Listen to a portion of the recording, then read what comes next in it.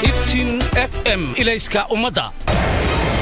The legendary run to Olympia Stadion in Berlin is now less crowded, with only 4 teams out of 64 still in contention. Something more outstanding is that all of the sides to have won the DFB Pokal over the last 29 years are already out this year. And Leverkusen are knocked out by a Bundesliga 2 side. In the first DFB Pokal semi-final, Hamburger SV will face Freiburg on Tuesday, the 19th of April 2022 at 9:45 p.m. While in the second semi-final, RB Leipzig will lock horns with Union Berlin on Wednesday, the 20th April 2022 at 9:45 p.m. Having braced the turbulent journey and buoyed up with the trophy in sight, no team want to go down without a fight. You don't want to miss this adventurous football show, live and exclusive on KBC Channel 1. KBC Channel 1, your true sports partner.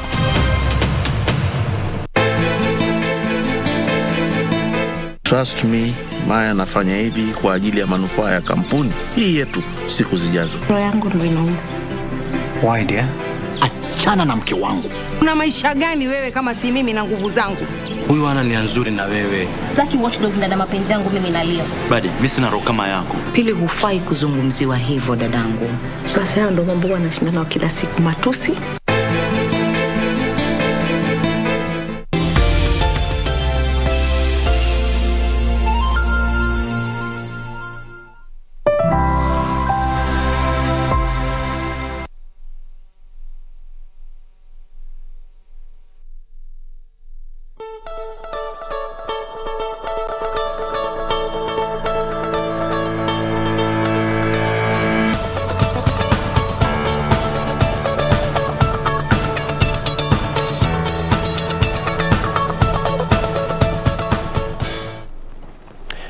Good morning, 6:31. It's 19th day of April 2021. I hope that you had a fantastic Easter holiday, and I know it's still safe to say Happy Easter, His risen. All right, so which part of the country or even across our borders are you watching us from? Please let us know on our social media handles, and we will be able to interact with you directly. The school heads are meeting in Mombasa, and one of the recommendations is that they need punitive measures to be put in place so that students can also be put into that mode of, you know what, when you go back to school, you have to be tested for drug abuse, which I think they're still deliberating, and they will have the proposal sent to the government for enactment. They say that, you know what, the government have their part to play, teachers as well, but what about the students? They have to be answerable. All right. We have got so much more lined up for you, but first things first, let's talk about the ladies as well. Good morning, Jen. Good morning. Great, happy Easter. Oh, okay. Happy Easter, ladies. Happy Easter. Happy Easter. Good to see you all. It is a beautiful Tuesday morning. Nilikuwa karibu kusema Monday morning. It looks like a Monday. It feels like a Monday, yeah. But nonetheless, we are glad you are with us here. We do trust you had a beautiful Easter weekend and you are ready to get started with your week. Welcome once again to the program. I am Jane Wamboy. We are glad that you have chosen to start your morning with us right here on KBC Channel 1. Doreen. Feels like a Monday because it was such a long holiday. Yeah. Long. From what? Thursday? Midterm. Ilikuwa midterm ya adults. But you know, midterm ya kitambo used to actually run through that span of time. Kienda Thursday, mnarudi around Monday, Tuesday. I relived that. Anyway, beautiful morning to you. I trust that you have woken up well. And you know, we always appreciate you just tuning into Good Morning Kenya, 6:30 all the way through 10 a.m. And this Tuesday, we have a lot lined up for you. Very exciting conversations, as well as also recapping what has been happening over the weekend, and also how our dailies will be looking like. And in addition to that, definitely also how the roads will be looking like. This morning, our focus being on Langata Road. Many thanks for making time. I'm Doreen Arange Okelo. Regina. Great to have you on board this Tuesday morning. It's going to be quite a week, given that the deadline when it comes to party nominations is just around the corner. We're seeing the political matrix indeed taking shape. Big names are falling away, but then does this give rise to the age of the independent candidate? This is going to be put more into perspective as we tackle markers of politics in our conversation this morning on Good Morning Kenya. And talking about news that made headlines in the last 24 hours, you're also going to be bringing you up to speed with what is happening in as far as the sporting arena is concerned, given that Manchester United is going to be taking on Arsenal and Chelsea, at least in the next 10 days, including Liverpool, if I'm not so wrong. So are we ready for this? Memes have been making rounds showing Cristiano Ronaldo, who unfortunately at this moment is mourning the loss of his son, and it is actually trending on social media there. May his soul continue resting in peace there. Is seen trying to pull the team, while none other than our very own captain Maguire there trying to take us back.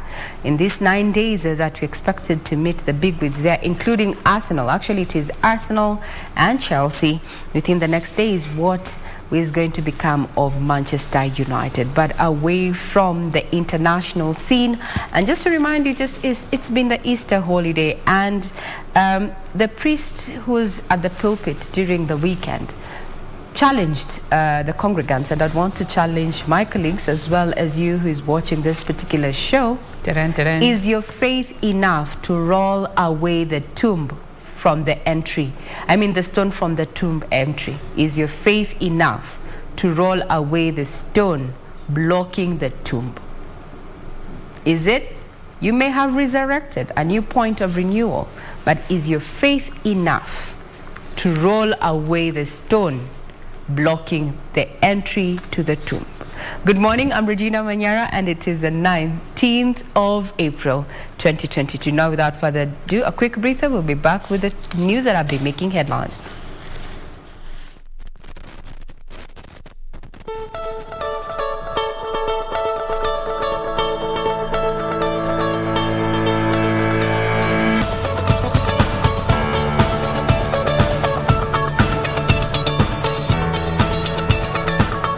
Good morning, I'm Regina Manyara, and this is in the headlines. Now, the 2020 Valencia Marathon champion Evans Chebet and Olympic champion Perez Jepchirchir are the 2022 Boston Marathon champions. Evans led the Kenyan sweep in the 42-kilometer race in the United States, edging out compatriots Lawrence Cherono and Benson Kipruto to the second and third places, respectively.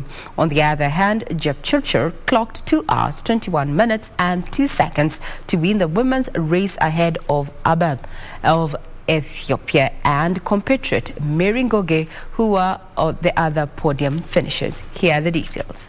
Ababel Yeshane of Ethiopia disrupted what would have been a 1-6 Kenyan finish in the ladies' race, finishing second behind Tokyo 2020 Olympic champion Perez Jepchirchir, who won the race in 2 hours, 21 minutes and 2 seconds.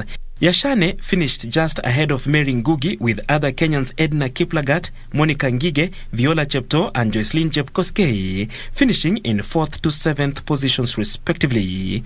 Above all, the Kenyan anthem was played twice.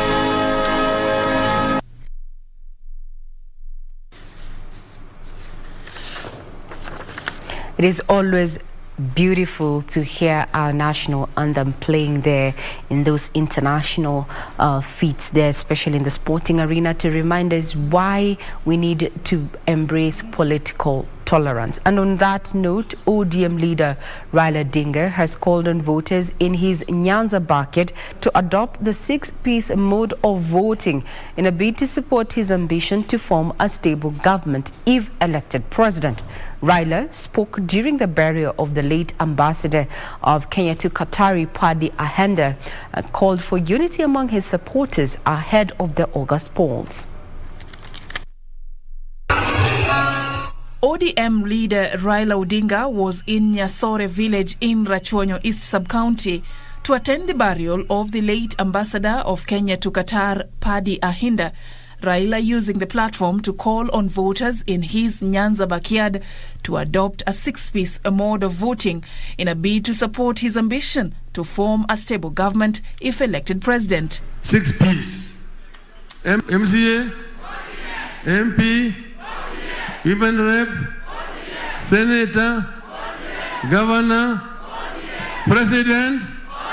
Meanwhile, Azimio Women Group want a woman to be named as Raila Odinga's running mate in the upcoming polls. Article 27, Sub-Article 3, that states that women are exposed to 50% of chances in this nation. So we are not demanding, we are just asking our candidate to refer to that article and be generous and kind enough. And because we know he's a man for women, he's a he for she, that he gives the deputy president role to the women of this republic, and women of this republic will forever be grateful to him. Women issues are very different from other issues, and that's why we are appealing. Where you find men meeting, if you don't find woman's face, then you do not have proper representation of the nation, and this is representing half the nation. And stakes remain high in the race to succeed Mombasa Governor Ali Hassan Joho in the upcoming polls. Days after businessman Suleiman Shahbal stepped out of the race in favor of Abdul Somad Sharif Nasser to fly the ODM party flag in the Mombasa gubernatorial race, UDA gubernatorial candidate Hassan Omar Hassan claimed that Abdul Somad was not his match. I know that will not be in an issue-based campaign. I'm thinking of how I'll have to respond to him constantly because I have never had him expose any real issues about Mombasa. I think that ODM, as usual, subjects us to a very low-quality campaign. Sentiments that seem to have rubbed a section of ODM aspirants the wrong way, warning Hassan Omar to prepare to lose come August. I wish to condemn very solemnly his sentiments, and I also wish to warn him that he should shun away from naming individuals like Mr. Joho, like Mr. Abu, like Mr. Abdul Samad, and focus on his campaigns and his political agenda, because it's clear that he has chickened out.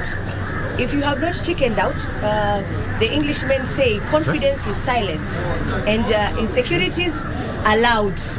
Mheshimiwa Sarai, ulitangazwa kuwa umeshindwa 2017 na hivi tayari hatujafika kupiga kura hii 2022 mwezi wa 8. Tunakutangaza ushashindwa rasmi. Sisi si weak candidate. Tunakuhakikishia na tunahakikishia chama cha ODM kwamba Mombasa ni ODM zone na itabakia kuwa ODM zone. Elsewhere, a section of members of the Jubilee Party from Murang'a County want the party to refrain from issuing direct nominations to individuals implicated in corruption. Speaking at Kenol Town in Murang'a, the members urged the party to evaluate every aspirant before issuing the nomination tickets. We should look at Murang'a senatorial candidacy in another way. And what we are saying is that we don't want to recycle the leaders. We want the nomination or the consensus to be based on the integrity of the candidates. Kuna wale ambao wanakisiwa kwamba ndio watapatiwa tiketi, na watu hao wako na maswali kadhaa. The deadline, as the deadline inches to the 22nd there, we're going to see quite a number of this when it comes to who is going to be selected or rather elected to carry the various mantles for their parties ahead of that deadline. And indeed, the political scene is shaping up there, with some analysts coming out and saying that it's no wonder that this might just be the age of the independent candidate. What does this mean? Well, we might mean we just have a little bit of choice when it comes to the ballot come August 9th. Now, the National Assembly Speaker Justin Muturi says the Democratic Party of Kenya remains firmly in the Kenya Kwanza alliance. He was speaking in Kiambu County, where Muturi downplayed an internal revolt within the Democratic Party of Kenya, DP, which has seen a section of party officials lodge legal proceedings against the party's dalliance with the William Ruto-led coalition. The supremacy battle in the Democratic Party of Kenya could see its party leader Justin Muturi ejected from his post over claims that his appointment in February was done in contravention of party's constitution and his recent dalliance with Kenya Kwanza Alliance. However, speaking in Kiambu Town, National Assembly Speaker Justin Muturi downplayed the matter as a non-issue. We are in that exciting moment of politics. So what was happening in the parliament was just, people trying to get some bonga points here and there, say this or the other, because I don't think we spend too much time dealing with non-issues. With the inter-party hearing expected to be held on Tuesday by an ad hoc committee formed by Registrar of Political Parties, Muturi asserted that the Democratic Party firmly remains in the Kenya Kwanza Alliance.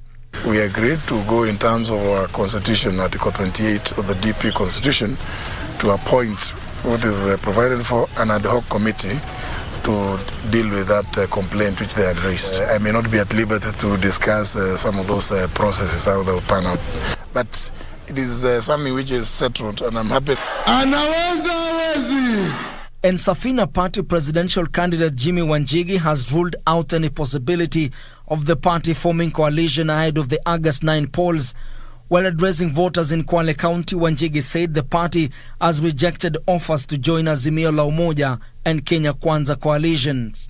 Muliniona nikiwa kwa NDC ya Ruto akija kwa NDC ya Safina. Mulimuona kwa TV. Alinialika yake nikamwalika yangu. Lakini nilimwambia tukiwa hapo, tuko marafiki, lakini hii tutafika mwisho. Wenda na njia yangu, mimi niko na yangu. No, you are leading us down. Wacha niite ofisa kuje, just a minute. Meanwhile, Ford Kenya party nomination exercise in Kabula Ward, Bungoma County, failed to kick off after ballot papers allegedly went missing due to what party officials termed technicalities from county headquarters. Hell broke loose when voters who had camped at the polling station for 6 hours received news about the missing voting materials. The officers who were forced to seek refuge behind police officers in fear for their lives from the irate mob who seemed to be baying for their blood. Now, how did you spend your Easter? You know, when we talk about celebrations, especially the festive season, Christmas and such, we say spreading the Christmas cheer. But now, our reporter, Jerotich Kiprono, actually did a spot check on how Kenyans, spread their Easter cheer. Here's her report. The joy of Easter. The joy of coming together to celebrate the triumph over death and evil. At the Friends Quakers Church in Kabete, disability though evident, the excitement of coming together and sharing in happiness will do for now. Kwa hii Pasaka tumeitwa hapa kanisani. Nashukuru sana kwa kuwa walemavu kila wakati huwa wanawachwa nyuma. Lakini nashukuru kwa wale walietenga hii wakati yao wakatuleta hapa.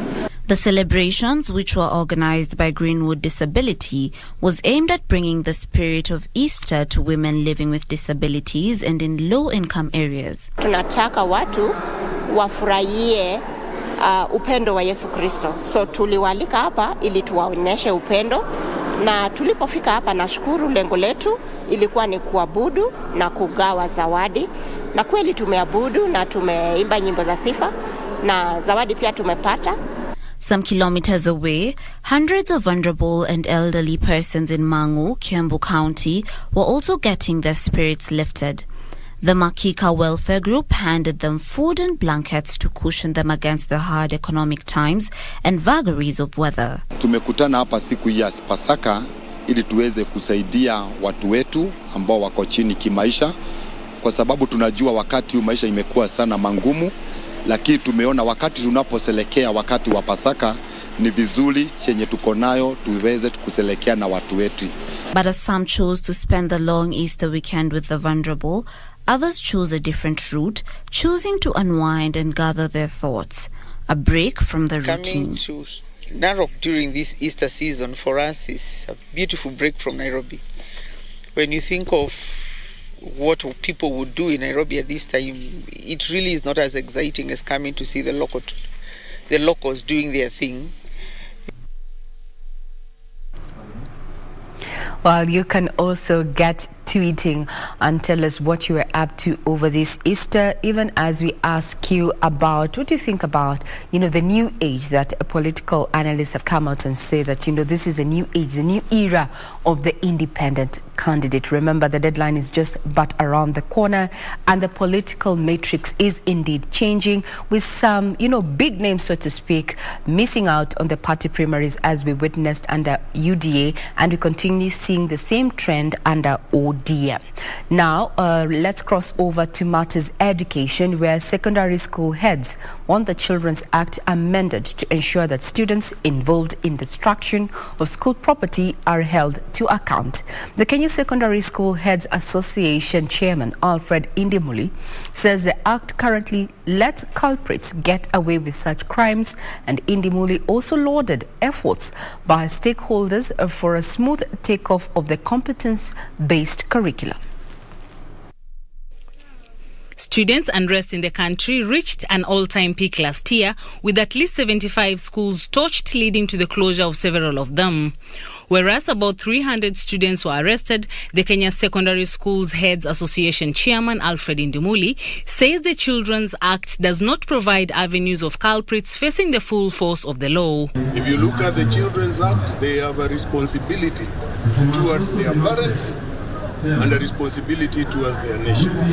But there's no responsibility towards educational institutions. So they can break up things, they can burn their schools, and they walk scot-free because nothing ties them. Or they have no responsibility on whatever they do. They want it aligned to the education sector. When I last checked, the Children's Act is not anchored in the Ministry of Education. It is anchored under the Ministry of Labour. And therefore, Parliament must also come up. Ministry of Education must come up with rules and regulations to manage the Children's Act in educational institutions. Indimuli was speaking at the 45th Kesha Annual Conference that began Monday at the Sheikh Khalifa bin Zayed Hall in Mombasa. Under the theme, Re-examining Our Future Together, a New Era of Education, is in tandem with the newly launched competence-based curriculum. We are aware already Teacher Service Commission has identified teachers to be trained beginning next month. A number from each school. But what else is this that the teachers need to prepare? We will be trying to get these responses from the Teacher Service Commission. Indimuli also said the week-long conference will seek solutions to funding and management challenges that schools encounter. We are trying to look at is capitation enough to manage the challenges that the schools have? Can we bring in other critical stakeholders to support in the funding of education, improvement of infrastructure, and the rest? Here we are talking of key stakeholders as the parents. What role are they expected to play? This is what we will be trying to discuss. The conference has brought together 9,000 teachers, 2,000 exhibitors, and international guests. From Mombasa County, I am Anburu. It's during that particular conference where there's been talk of wanting, matters of discipline taking into account, teachers now want corporal punishment to be reinstated to ensure that, schools maintain discipline through the learning season or learning period. Is it spoil the child and, spare the rod and spoil the child? Well, your guess is as good as mine, but charity begins at home. So discipline should also begin at the very home, that particular setup. Now, human rights activists in Kilifi County are calling for a multi-pronged approach to the war on teenage pregnancy. The activists say perpetrators are using cultural practices as a guise to lure young girls into sex and are siring children whom they have no intention of parenting.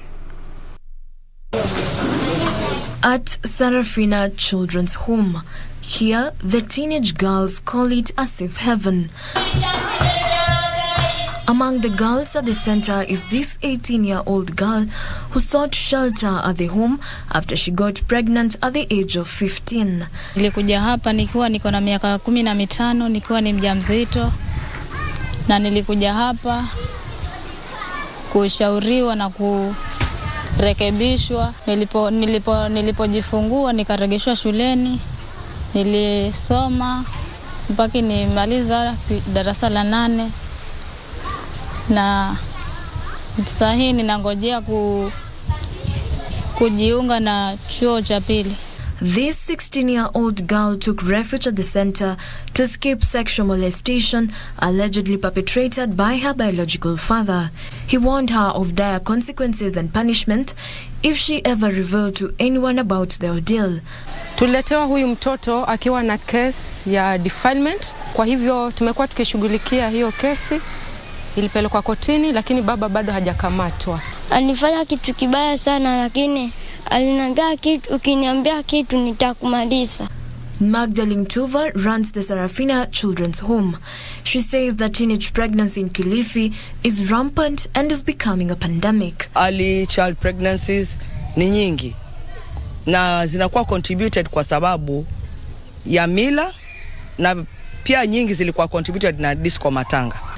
Magdalene says no one is willing to discuss sex education and parents are feigning ignorance when challenged with the discussions. Kitu kingine ambacho pia kimechangia haya ni itikadi, mila na desturi. Watoto wanakuwa wamebakwa na it robs them of their self-esteem. It robs them of their dignity. Huwa tunafanya counseling. At first ni mtu lazima ujikubali. Kitendo kilitendeka kweli lakini itabidi ukubali na uyasahau. Ingawaje ni vigumu lakini tuajaribu. Magdalene says the center is operating on a bare minimum, calling on well-wishers to support the initiative. She says that if less effort is put into the war on the vice, more girls will fall victim to the unending cycle of teen motherhood and hopelessness.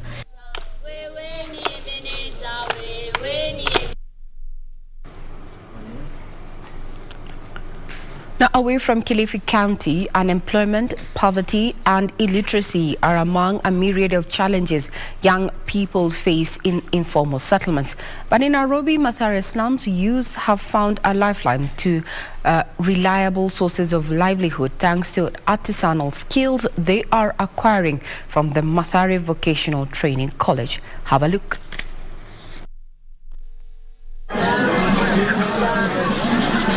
In 2016, Francis Ombimo hopped onto the next bus to Nairobi City from Luanda, a rural area in Vihiga County.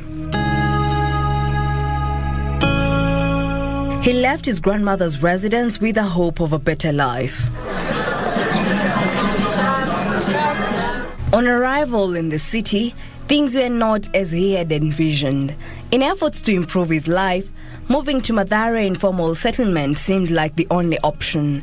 Without formal education or any training, Ombimo found himself struggling as he would not eke a living, a situation that led him on a dark path. Wanajihusisha kwa mambo mengine mengi ambayo hawezi kusaidia kama ya uni, wizi, mambo yasiyofaa.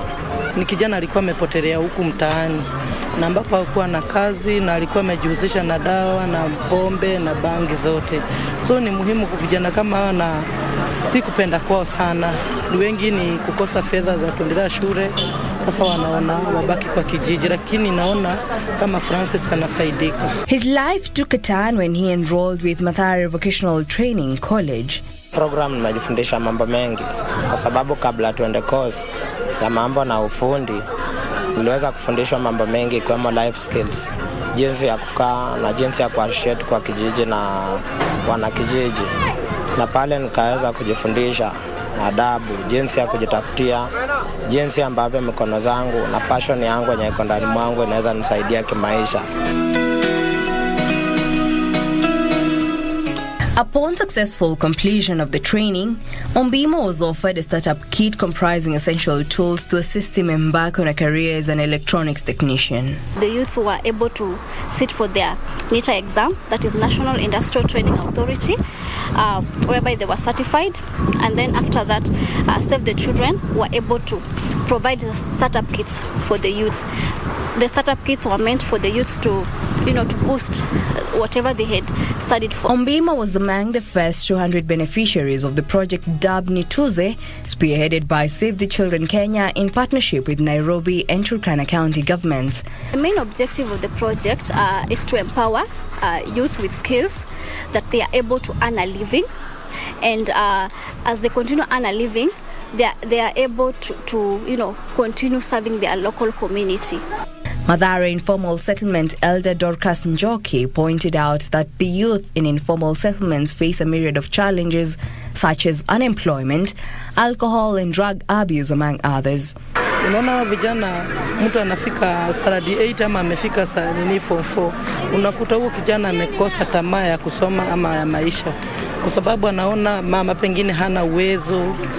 Sasa kijana anaenda kutafuta kibarua, ile kibarua naye inamuingiza kwa mahali si papoa. In this area, majority or most of them, they are engaged in drug abuse, petty crimes, and such a program, Ibitibet model, it has brought the skills. The youths are able now to leave those crimes and be able to do a positive impact in their livelihoods. Lauding the project as it offers the youth opportunities to acquire employable skills in various sectors that can earn them a living and support their families. Mathare Vocational Training College Principal James Simio said that the government acknowledges vocational education and technical training as a paramount component in the country's development. It has also cut the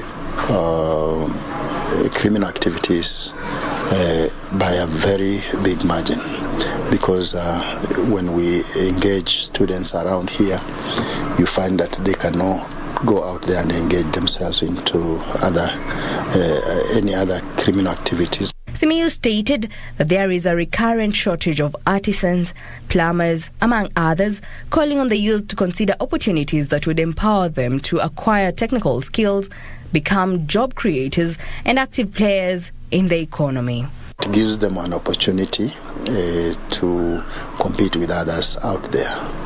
People who didn't have hope, but today, because of the skills they have attained, they have hope. When I was growing up, actually one of the things I wanted to be employed. But I realized in the market sometimes you don't get employment.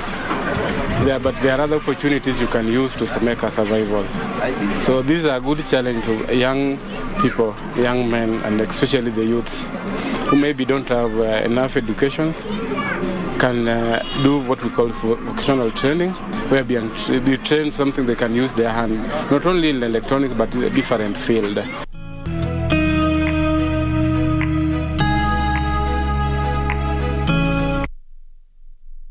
Using your skill and talent to make a living there. Now that story brings us into our first break this morning. We also want to appreciate each one of you who is taking time to talk to us on our social media platform. That is Twitter as well as Facebook, where we are streaming live.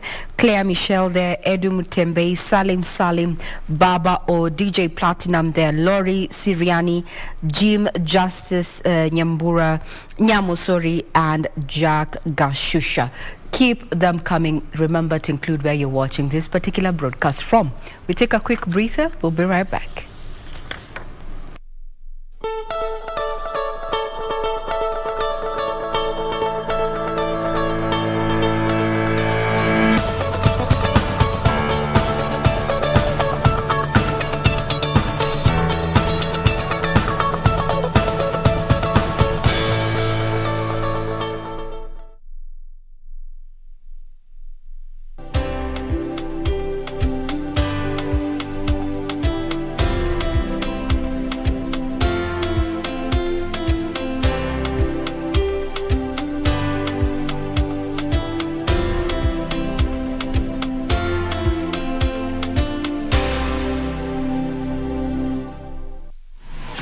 Log on to the KBC website at www.kbc.co.ke to get the latest breaking news, entertainment, sports, politics, lifestyle or business trends from Kenya and around the world. Never miss new episodes from your favorite TV shows, reruns and movies. Just stream online or watch live on your YouTube channel at KBC Channel 1 TV shows. For the day's biggest stories, trustworthy news and family entertainment, log on to KBC Channel 1. Watch what you want anytime, anywhere.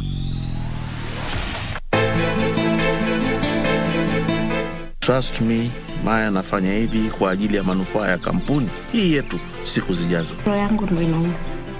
Why dear? Achana na mke wangu. Una maisha gani wewe kama si mimi na nguvu zangu? Huyu ana nia nzuri na wewe. Sitaki watchdog na mapenzi yangu mimi nalia. Badi, mimi sina roho kama yako. Pili, hufai kuzungumziwa hivyo dadangu. Basi hao ndio mambo wanashindana kila siku, matusi.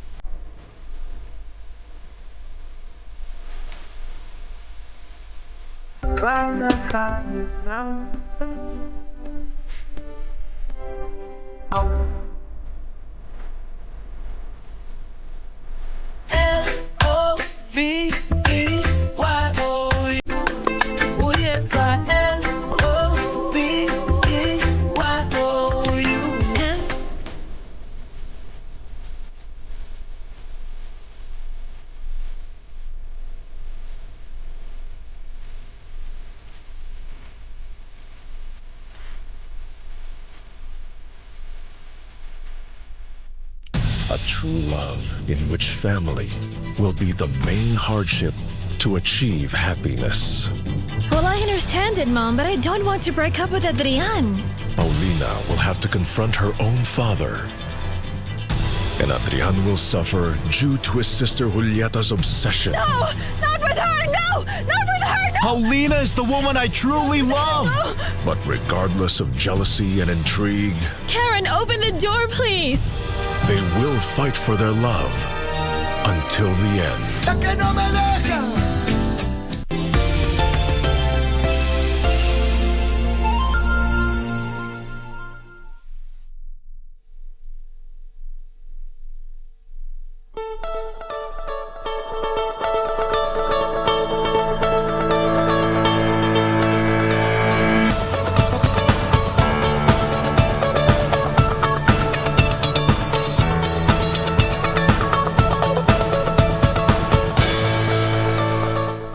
Gina Manyara, and you're watching In the Headlines right here on KBC Channel 1. Now we bring you up to speed with the stories that have been making headlines in the sporting arena, where Athletics Kenya has continued the assessment of various under-20 athlete camps to ascertain the level of preparedness ahead of the national trials.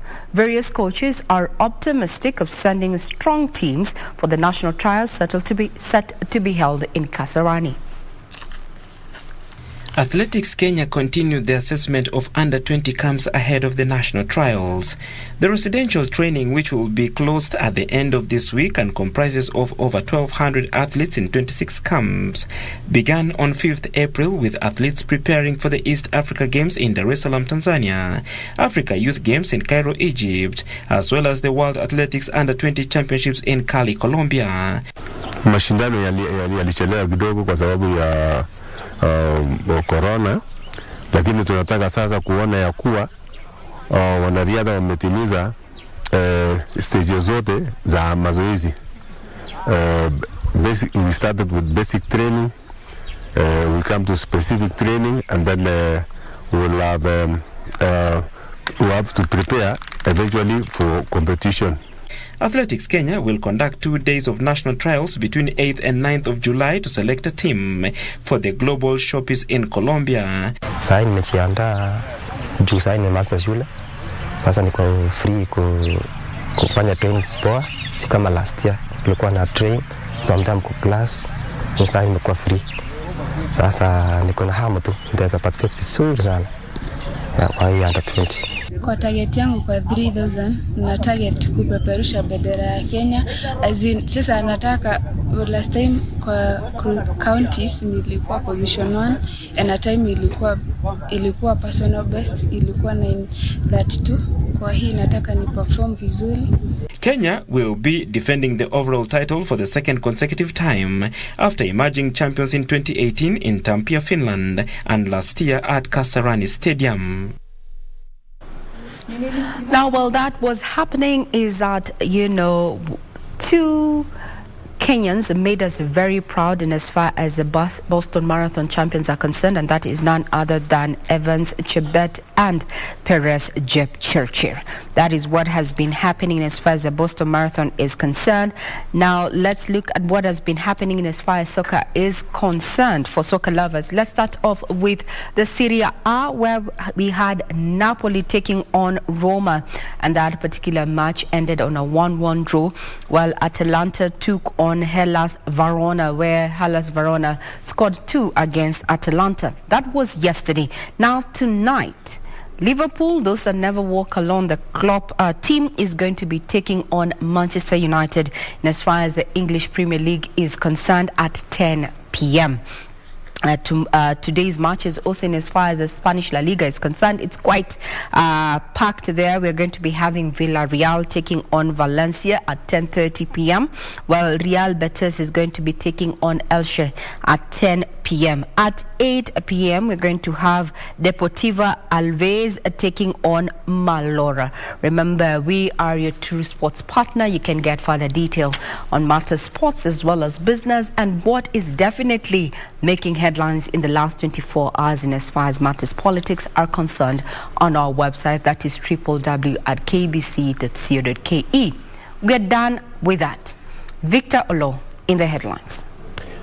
Perfect. On to the Star newspaper. On the front page, Musalia to land finance top job in Ruto cabinet.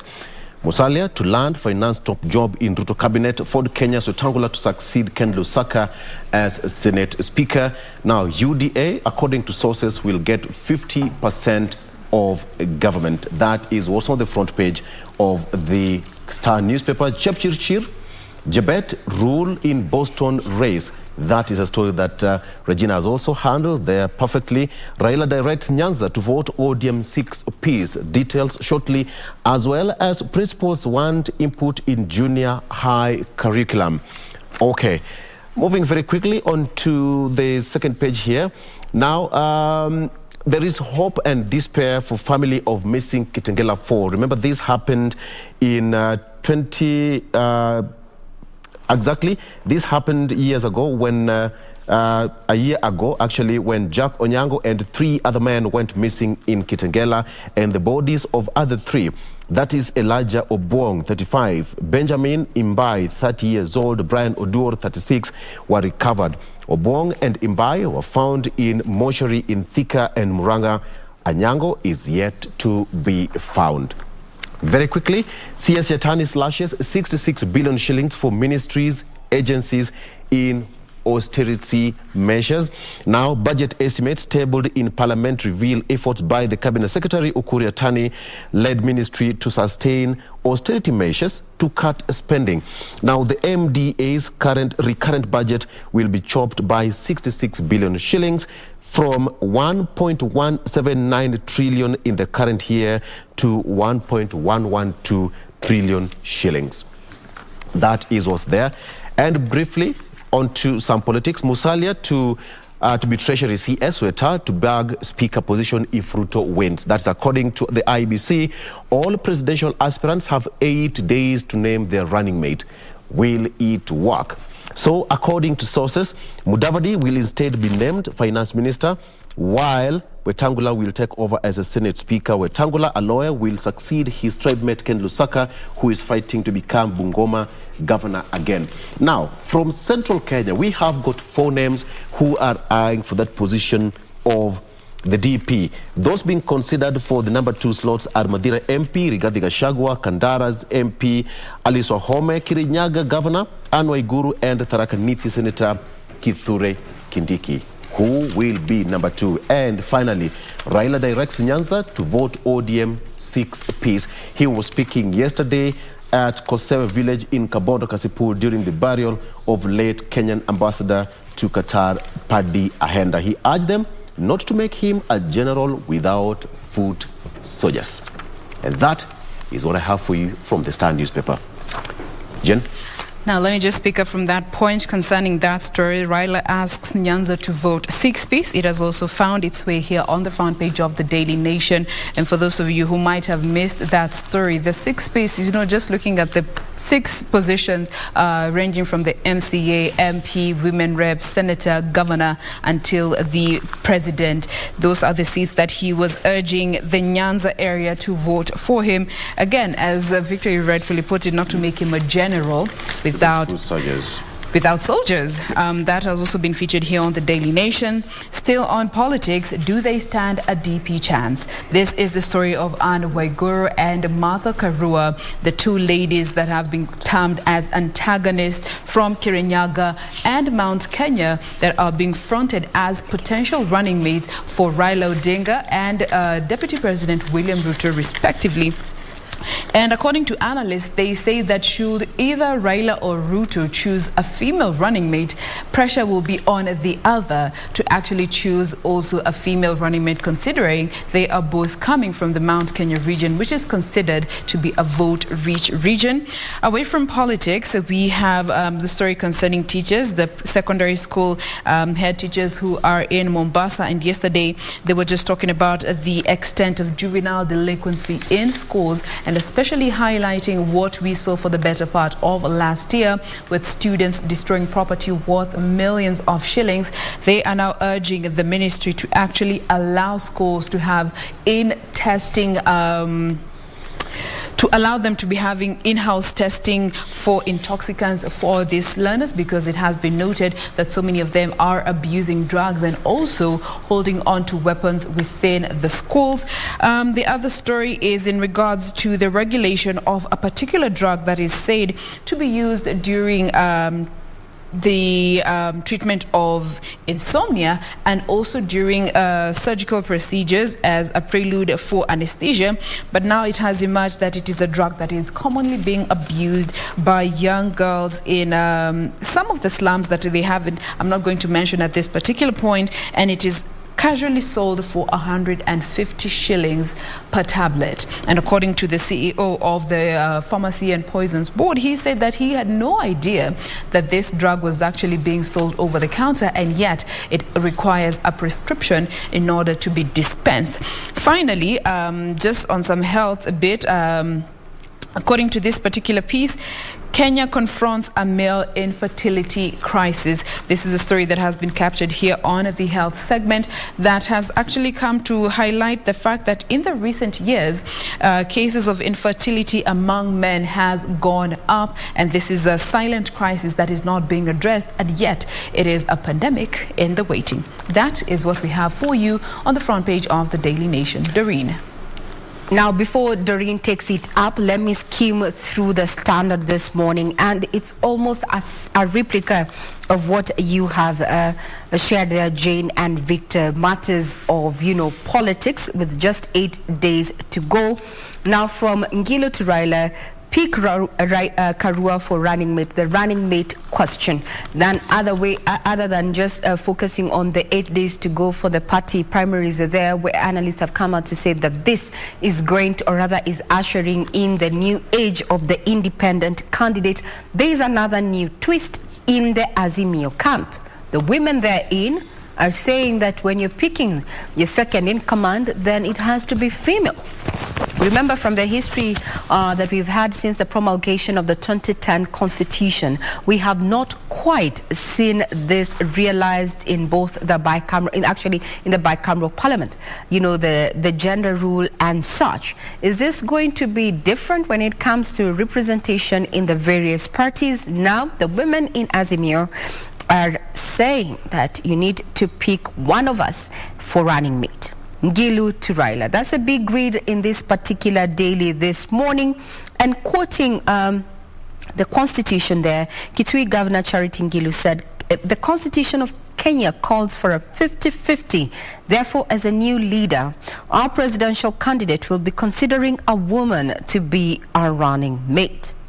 Big read as we focus on matters politics. I'm sure Victor is going to help us put that into perspective, given that the running mate headache is not just singling out the Azimio camp, but we also have the Kenya Kwanza camp, and there is also the talk of those big names that fell short in as far as the party primaries that are still underway. What are their options? Are they going to support those who flawed them in the just concluded or still ongoing primaries, or are they going to seek that same ticket ahead of the August 9th polls as independent candidates? Also, matters of sports have found themselves on the front page of the Standard this morning, and it is about that remarkable win, that record that we set in Boston there, with Perez and Chebet ruling the Boston City Marathon. And teachers are in Mombasa in a conference, and what the issues that they are raising pertain matters of discipline, and they want it backed by law to bring sanity in our learning institutions. We are not, strangers to the fact that our learning institutions, one time or another, we've had cases of arson, indiscipline and such, and teachers are coming out to say the law as is, especially the Children's Act, has enabled perpetrators to go scot-free. We also have an update from the business sector talking about matters of financing, looking at where inflation is at and issues of access to credit. There's a report that has been shared by the Cooperative Bank that indicates that the salaried persons who have accounts at the Coop Bank, they borrow 164 million shillings daily.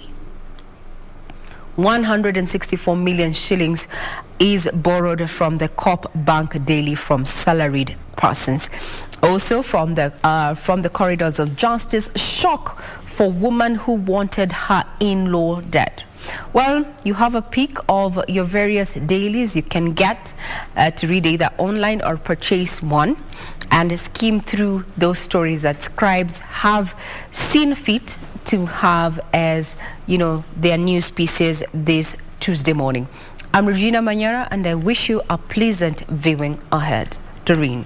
All right, so anxiety as Jubilee prepares to unveil list of candidates. That is what you're waking up to this morning on the People Daily. This is actually going to be happening today after they have been doing this nomination over the last week, beginning from Thursday of last week. And so today they're set to unveil their list of candidates for the various seats that they have been doing these nominations on. And they have actually been using, the various kind of methods aside from the universal suffrage, or if you may, the ballot. They have been using consensus, opinion polls, interviews to just pick some of these candidates. And again, this is not sitting well with some of the aspirants there, as some are actually expressing their dissatisfaction on this, and also in those areas whereby there was only one candidate, the party chose to give direct tickets. So that is what will be happening today as it pertains to issuing of tickets in the Jubilee party over their nominations that had been happening last week. And even as that is happening, it looks like this particular story actually is finding its way in all the dailies that we have this Tuesday morning on Raila asking the ODM supporters in Nyanza to vote 6 space. And the question is on the practicability of this, again, given the fact that also some aspirants in that region, as well as residents, some of the residents in the Nyanza region have lamented over the shambolic nominations, and this is particularly in areas where direct tickets had been issued. But that is what the former Prime Minister is saying there, that to also be able to put the party intact, then this is what they need to be doing.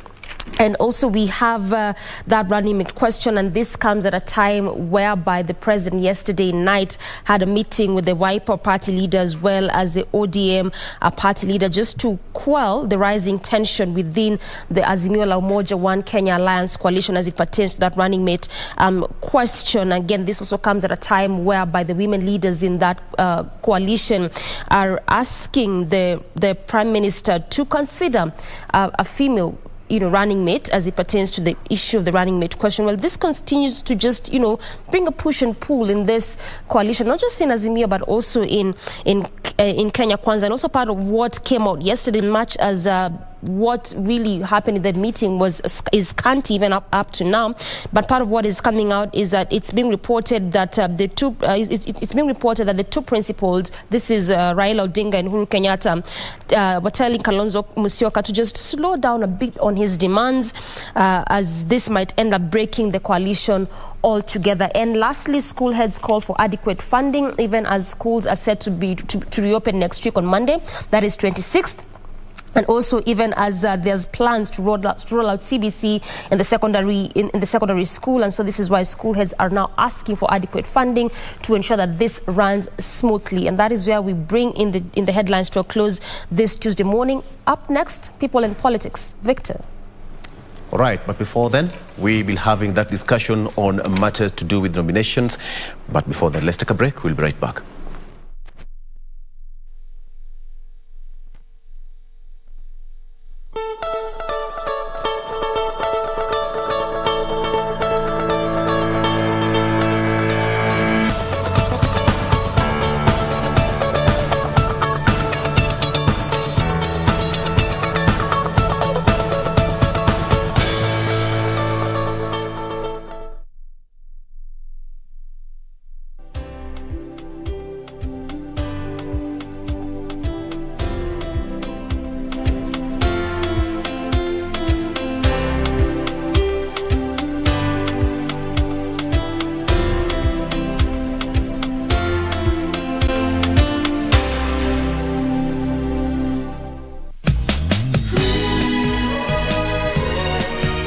Crazy? If you want to die, go ahead. Don't get me involved.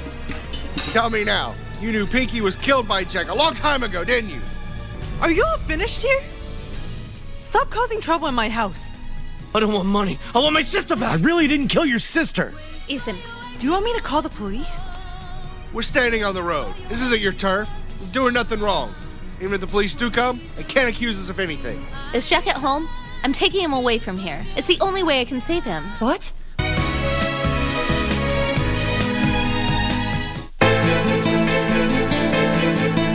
Trust me, Maya anafanya hivi kwa ajili ya manufaa ya kampuni hii yetu siku zijazo. Roho yangu ndio inauma. Why dear? Achana na mke wangu. Una maisha gani wewe kama si mimi na nguvu zangu? Huyu ana nia nzuri na wewe. Zaki watchdog na mapenzi yangu mimi na Leo. Badi, mimi sina roho kama yako. Pili, hufai kuzungumziwa hivyo dadangu. Basi hayo ndio mambo wanashindana kila siku, matusi.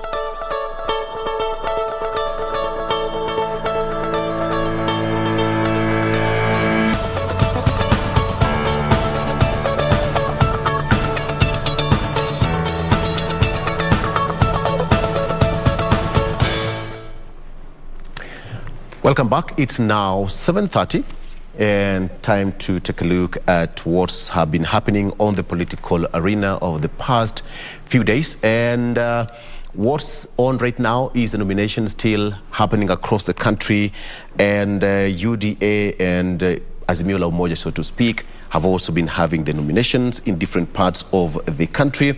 We have got several names who actually were dropped at the exercise, during the exercise rather. So let's get to understand how this happened and why some of these big names did not make it back to the nomination list. and what were some of the reasons. And with me today, I have got Elijah Chege, who is an independent candidate running for that governor seat in Nakuru County. Elijah, good morning and welcome to the program. Good morning, Victor. Why independent? So to start with. Okay, fine. And if you understand the political culture of this country, yes, most of the time, if you don't have name recognition, if you don't have the money, most of the time, your chances of getting the ticket becomes very difficult. It's money, name recognition, money, and power. How you've been known for some time. Yes. So I figured out personally, because I have my ideas, I want to put out to the Nakuru people. I believe in character, I believe in integrity, yes, transparency, and I did not want to put them in a political arena which does not even respect the same. So I decided to run as independent candidate.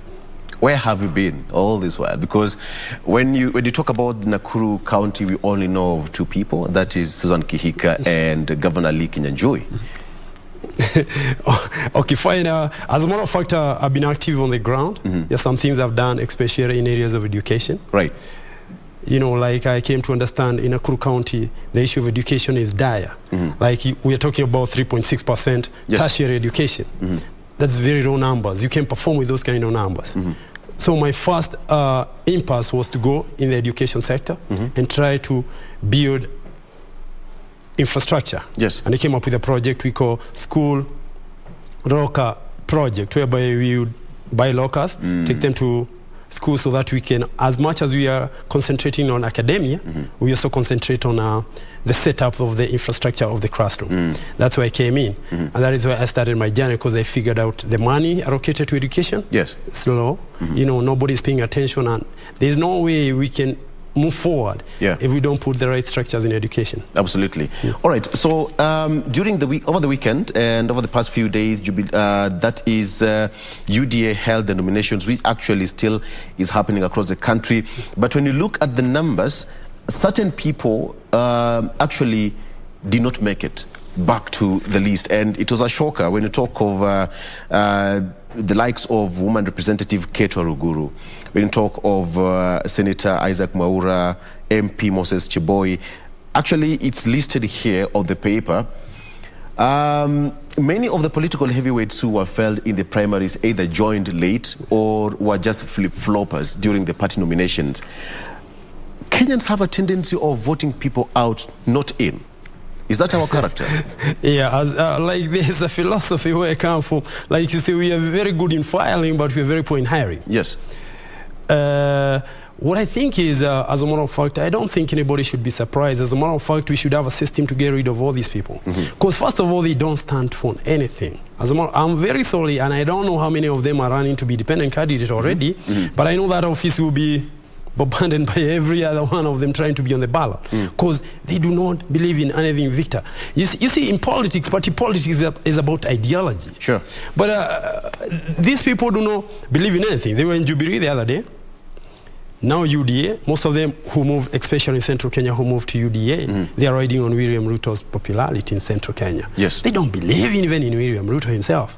If he wasn't to make it to the presidency, I'm sure we could be talking something very different here come after the elections. So because they don't stand for anything, I don't think we should be surprised with their behaviors. It's a very easy algorithm to create on where you want them and where you find them. Yes. Absolutely. Because when you look at the big names, so to speak, we have got CS Keter, who actually was running for that Kericho seat, also did not make it back.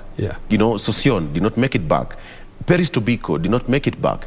And, the number continued to rise. And actually, that's actually what has made UDA to have certain areas to do that election again. Yes. But, Victor, this cultural thing, by the way, even in Kenyan demographic, if you look at the areas, we might be a country, but we behave very differently politically. Rift Valley has a culture of sending old guards home. Every now and then, especially after Moi, you can see they have this culture they have built of trying to give new people opportunities. Yes. And that's why you see Iso Toto, a 22-year-old, I guess a 23-year-old, who won exactly 24-year-old. She didn't have money, but people went for her. It is not a new thing. As a matter of fact, even the way even Ruto came up was that they harnessed that kind of renewal in politics. I don't think we have that culture here, especially in Central Kenya. What has changed? Where? In the political landscape. We are good at hiring, not firing. at firing, not hiring. Yeah, absolutely. We need to have a way of hiring, and the political parties are supposed to harness a system whereby we are hiring the right guys, even if we are firing. But like I'm telling you, they are buggered. There's something I can credit them for what they were trying to do, because at the end of the day, a political system is trying to look for stability. Yes. It doesn't matter as much as what we call the political system at that moment. You can have a democracy, you can have autocracy, you can have a lot of systems that work. But if you look at our democracy, if you cannot do it in political parties, then how do you expect these people to have a democratic inclination when they're governing? So that's the problem. But what I can say is there's a cultural problem. We have to start Victor. It's not easy. Even party hopping is not a new phenomenon in Kenya. Yes. This started all the way in 1963. Yes. You can remember, after multi-party democracy, we could not even come together, and we knew we needed to remove more. We divided those parties into a couple of parties, and they became irrelevant. So it has been a system which we have built a culture in it, and it's affecting us. Yeah. But now we need a new generation that understands that's not necessarily inclines itself with those old guards, with new ideas, new faces, so that we can have a political system that is clear and hiring the right people. But even though we have to give the DP some credit, because he's been in the system and probably he understands how nominations is done, but UDA, so to speak, is rather a new outfit. Absolutely. But out of all these, out of 100%, how much would you give the DP, the UDA in general? Okay, what I say is there's no UDA without William Ruto. If you were to do a calculation, yes, if William today was to wake up and say, today I'm in Azimio, everything in UDA and Kwanza would melt. We all know that. Yeah. The same case may be with Raila. If today he was to say he's not in Azimio, Azimio would melt technically. So these are centered around these two politicians right now, the two major politicians. So there is no ideology. There is nothing. What is UDA? UDA is, like you say, is a very new outfit. It hasn't even sold its manifesto. Yes. But everybody is going there simply because of popularity and trying to ride on DP's popularity. When you look at the nominations that were done over the past few days, there is going to be a repeat of that exercise in 13 constituencies across Nairobi and part of Rift Valley. And this, of course, is a fresh battle. Perhaps somebody would say baptism by fire to the DP. If I was to advise the DP, I would give him what I call unsolicited advice. Let these people go. They have no value. If he believes in anything, this is a time for his philosophy of hustle now to gain roots. Because if you didn't win, people don't want you. So why are we going back? You do not have to have a system whereby you want all the time to make sure these people are comfortable. They will never be comfortable, Victor. Yeah. I'm telling you, if he doesn't win in August, they will change the tune. Look what they're doing to the president, to Uhuru Kenyatta. Most of them came through his popularity and his support system. Yes. But look what they're doing to him. Because they don't believe in anything. Because if they believed in anything, at least for some reason, we would have seen an ideological change. But right now, the new chairman in town is William. Yes. And they're going to ride on him. It's a tough game for all the political players, to start with Honorable Raila Odinga. He's been in the system, he's been in politics for quite some time, but he understands how politics is played and how grueling nominations can be. Yeah. These politicians know very well that it's a tough headache. It's a tough headache. Right? Absolutely. And what exactly? Speak it on. Okay, first of all, democracy is a messy. Actually, I don't remember whether it's Churchill who said it's the worst system except every other one. But what it is these people understand it's an expensive affair, it's very messy, and it's going to have fallouts. All this is expected, especially in our form of ethnocentres in politics. But what Raila knows, and that's why I'm crediting them, I wish they can come up with a position whereby at least they can choose whoever, and then we win and defeat them in the ballot. Because we can be very comfortable putting an independent, credible candidate out there against whoever they choose. But at least we have a peaceful system. Whatever they're coming with the negotiated democracy is not bad. Let them negotiate whoever they come in. It's happening in Wajir, in some parts of Tana River and Northeastern. Absolutely, because at the end of the day, politics is about stability and form of government. So if they can have that, at least we can be better off, Victor, more than having people, violent people, men in black, all that kind of, ecosystem of, political hooliganism. Yeah. If they can have that, I think it's a good thing. As a matter of fact, I'm crediting it. So that they can bring now, like in my county, Nakuru, they negotiated for Susan in UDA, and they negotiated, maybe they're going to negotiate for Ree to be in the UA. And now they have me as an independent, and maybe somebody else. So it is going to be an ideological warfare. Yes. Yeah. So initially, you were in UDA. Initially, I've been independent, but before I was in Jubilee. I was in Jubilee, yeah. Okay. But I jumped ship. But as a matter of fact, I will tell you, I was a young man when I joined Jubilee. I didn't believe in it. So who is a Jubilee candidate in Nakuru County? Most probably, they haven't negotiated, but every election is pitting Ricky Nyanjui. I think Ricky Nyanjui is going to get it. But I don't want to say here because they are going to the nomination. But but the system favors him. He's a governor, and he created an outfit he used to call a new party, but he wasn't a member.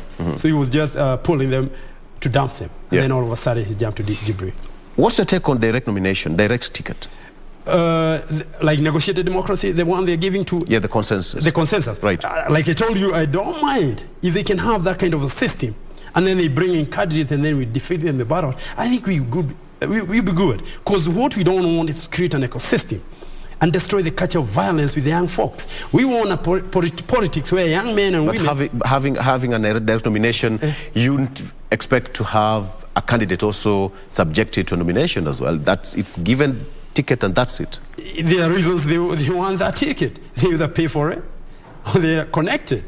Bring them on the ballot. Let's educate the population. That is a perception, Elijah. What do you mean? Either they bought the ticket or otherwise. Oh yeah, they bought. You're right. But what I mean is execute them to the ballot with other candidates. And when you do that, the Wanjikos will decide who is the best candidate. Yeah. Yeah, I think at the end of the day, let's push everything to an ideological warfare. Yeah. But you see, it's also given in the party manifesto, in the party structures, there are so many ways of giving a ticket. Either universal suffrage, that is happening currently, direct nomination, either you give through consensus, and so in this case, many actually opted for the direct nomination. For example, in parts of Nyanza, parts of Coast region, Abdul Somad also got that ticket. We, as a Kenyan, we will never accept, even you as an aspirant, you not accept that fact of direct nomination. You will still opt for direct, how do you call it? The ballot. The ballot, yes. The suffrage. But Victor, I'm telling you again, there is no nomination in this country, either way. Even if they go to the ballot, you know what will happen. The ecosystem is violence. You know what will happen. We all know that. Let's not be blind to the fact what will happen. It had been there before, whereby people fight, kill each other, burn everything. That is what we want to destroy, that culture. And if they can do that through consensus, this country is going to live for a long time. We need history. We need to start building structures that the young ones can see something different. Remember, I was telling somebody, there was a time the Prime Minister was stoned in his helicopter was stoned. Yes. Those were 22-year-old men. And I told somebody, in 2007, those men were 7 years. They did not even have cognitive of how politics behaves. But through that culture, now they are almost the same. So how do we destroy that culture? And I'm telling you what they are doing right now, actually I think it's a good thing. It's a good agenda. It's not the best thing, but at least it's a good thing. We are used to getting bare minimums in this country. So why can't we get it in at least a peaceful political transitional system? What are you reading out of this nomination exercise? What's your take home? Okay, fine. First of all, who do we have? Who do we have? Right? Absolutely. These are the same monkeys, different forests. I usually tell people, these are a saying by my Angela who said, believe them if they tell you who they are. These people have been telling us who they are from the word go, since they joined politics. Why do we have to try to mold them in something different? The mode is out, the architecture design is in, the mode is out, we know who they are. As a matter of fact, Victor, I know what kind of government we have come 2022. It will be full of you know who.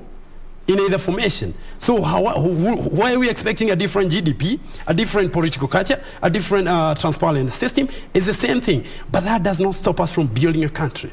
We can come, like me in Nakuru County, I can come and sell my ideas, and even Toto, who did it in Bomet, sell our ideas, and people listen to us. Are we talking about poverty? Are we talking about housing? Are we talking about education? Are we talking about healthcare? So that we can remove these echo chambers of political, what I call political nonsense. Yes. Absolutely. Political nonsense. Wow. That's a heavy word. But to look at the number of, we have got 7,000 number of votes by which Laikipia woman Keto Ruguru actually lost to MP Amin Dedi. Most of these politicians never expected, because when you look at their performance, when you look at their loyalty, when you look at how vocal they are in the UDA, for example, people never expected them to lose at the ballot. Yeah, like it or a guru. Like, for example, let me just give you the names here on the Daily Nation. We have got Keto Ruguru, woman representative of Laikipia. We have got MP Ferdinand Waititu, Mr. Ferdinand Waititu, not MP, I beg your pardon. We have got MP Peris Tobiko. We have got Samuel Ragwa.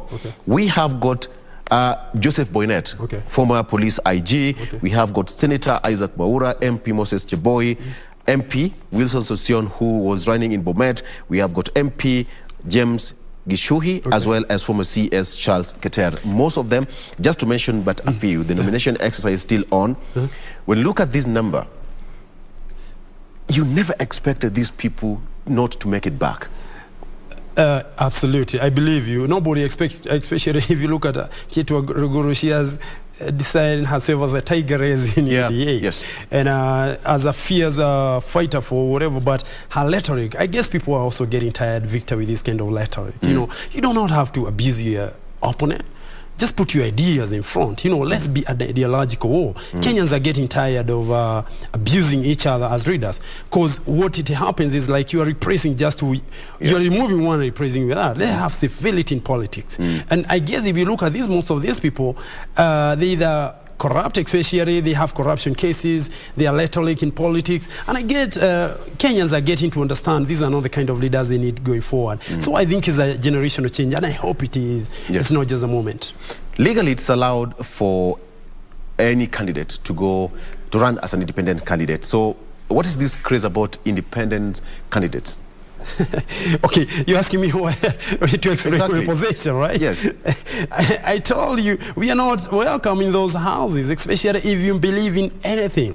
Like, if you are an ideologue, you're not going to get anywhere near politics in Kenya, because they will try to hunt you left, right, and middle. Because like I say, are we talking about poverty? Are we talking about education or law? Are we talking about youth and employment? Are we talking about healthcare? Those things are the fundamentals. Those are the things we are supposed to solve. What hanging fruits have these people left so that we can pick and move forward?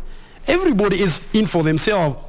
God for us all. But now, like I'm saying personally, talking on my personal capacity, the reason I'm running as an independent is to change political culture in Nakuru, and probably get an opportunity maybe to change it somewhere else. We can, we have a nation which has a youth demographic which is very intelligent.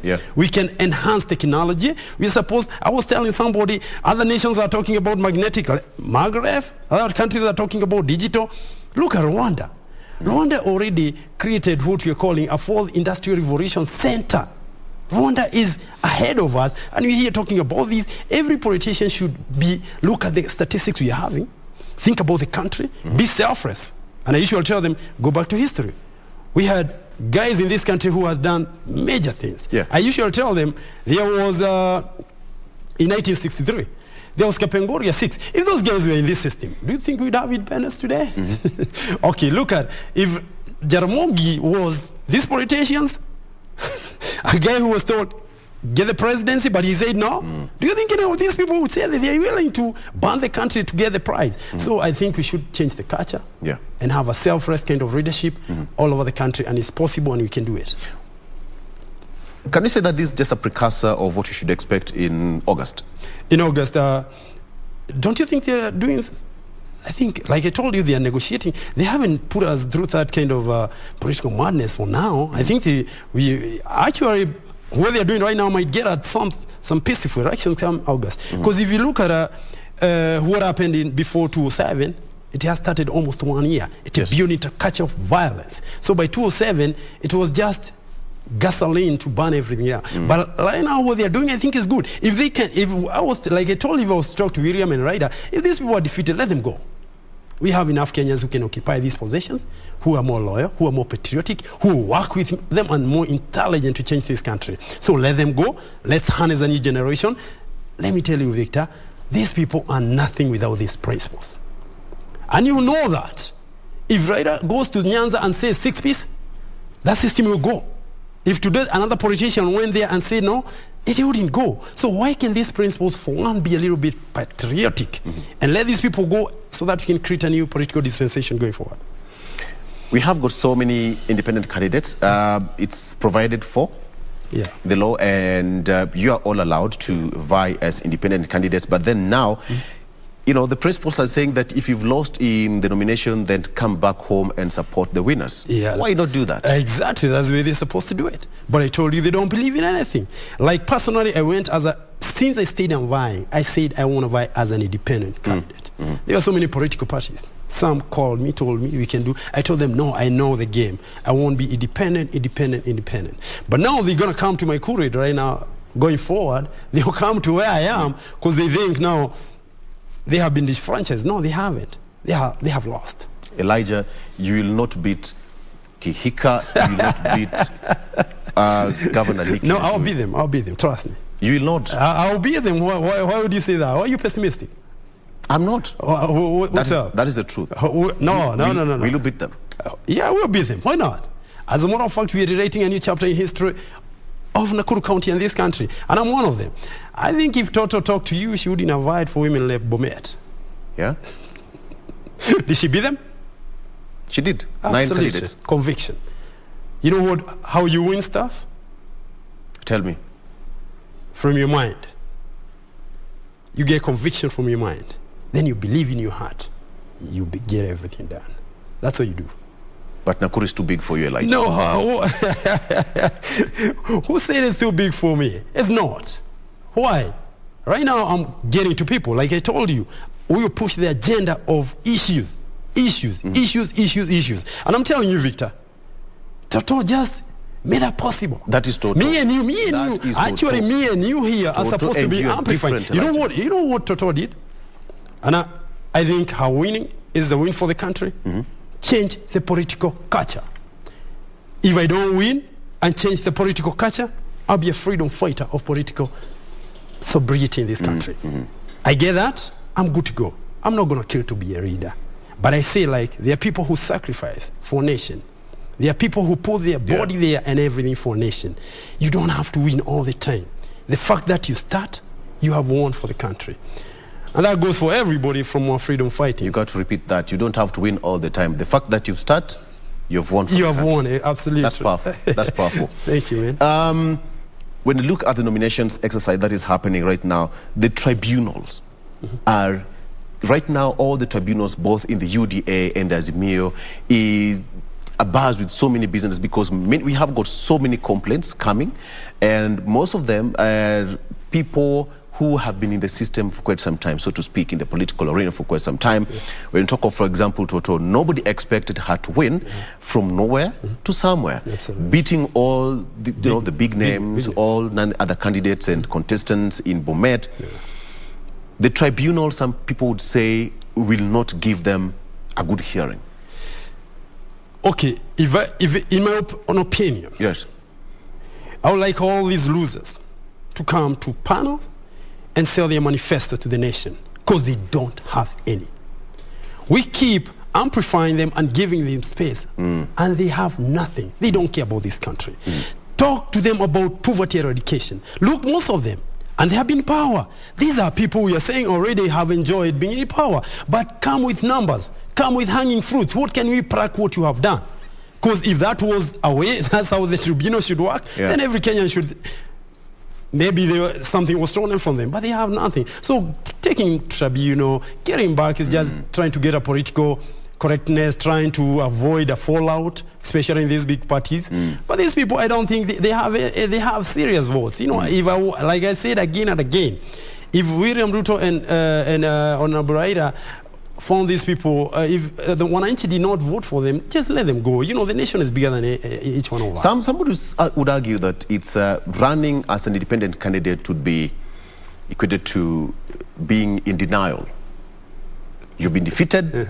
Why not just step aside and let other people run for the position? Absolutely, and they're going to destroy our brand. People like us who believed in an ideology and went independent. Like I'm saying again and again, I'm telling Nakuru people, I decided to run as an independent candidate because I want to eliminate poverty, education, healthcare. I want to bring jobs. I want to bring diaspora money. Those are the things I want to do in Nakuru County. So if somebody out there is defeated and then comes and as a independent candidate, just understand they are not willing to fix the county. And I'm saying, like, I'm very ready to face Susan Kehika and Ricky Nyanjuku. Yes. They have nothing to offer. They've been in power. You know, I want their record. I have their record. You know, they have not performed. So we can start there, not necessarily destroying them, but destroying the culture of mediocrity and non-performance. What do you think should change as we head towards the August general election? Because when you look at Honorable Raila Odinga, his eyes are completely focused on the big seat, same as the DP. Yeah. They say that they don't go there without their foot soldiers. Raila says the same, as well as UDA's Deputy President William Ruto. But with all these people dropping by the wayside, it's a big threat to their candidature? No, it's not. You know, these guys enjoy what we call religious following. Raila and Ruto, today, I'm sorry to say, I remember Donald Trump who said he can shoot somebody in 5th Street, no, he can lose a vote. Yeah. The same case with Raila and Ruto. Right now, they do something so gracious, you know, nobody will believe about it, they'll still get their votes. So these people have their votes. I don't even know why they have to keep these people around them. They have their votes already. They'll get their votes, but I'm hoping, if I would ask them to commit themselves to, first of all, a peaceful transition, and whoever wins, we are ready for any political dispensation that is going to move this country forward. We are looking at stability. Victor, if you look at all the international organizations, Kenya is scoring so high, but in our politics, it's scoring so low. That is why investors, you know, our political culture, violence, you know, what you're seeing right now, that's not good politics. That has no development agenda. So you see investors who are ready. You've seen Microsoft here, IBM here. These companies are willing to invest in Kenya because Kenya, we have the talent, we have energetic youth, and our people are intelligent. But they're not willing because one issue, instability, and our politics. So if these people can start creating a culture of stability in our politics, whichever way, Victor, whichever way. And that is why I was telling somebody, don't be mad about BBI.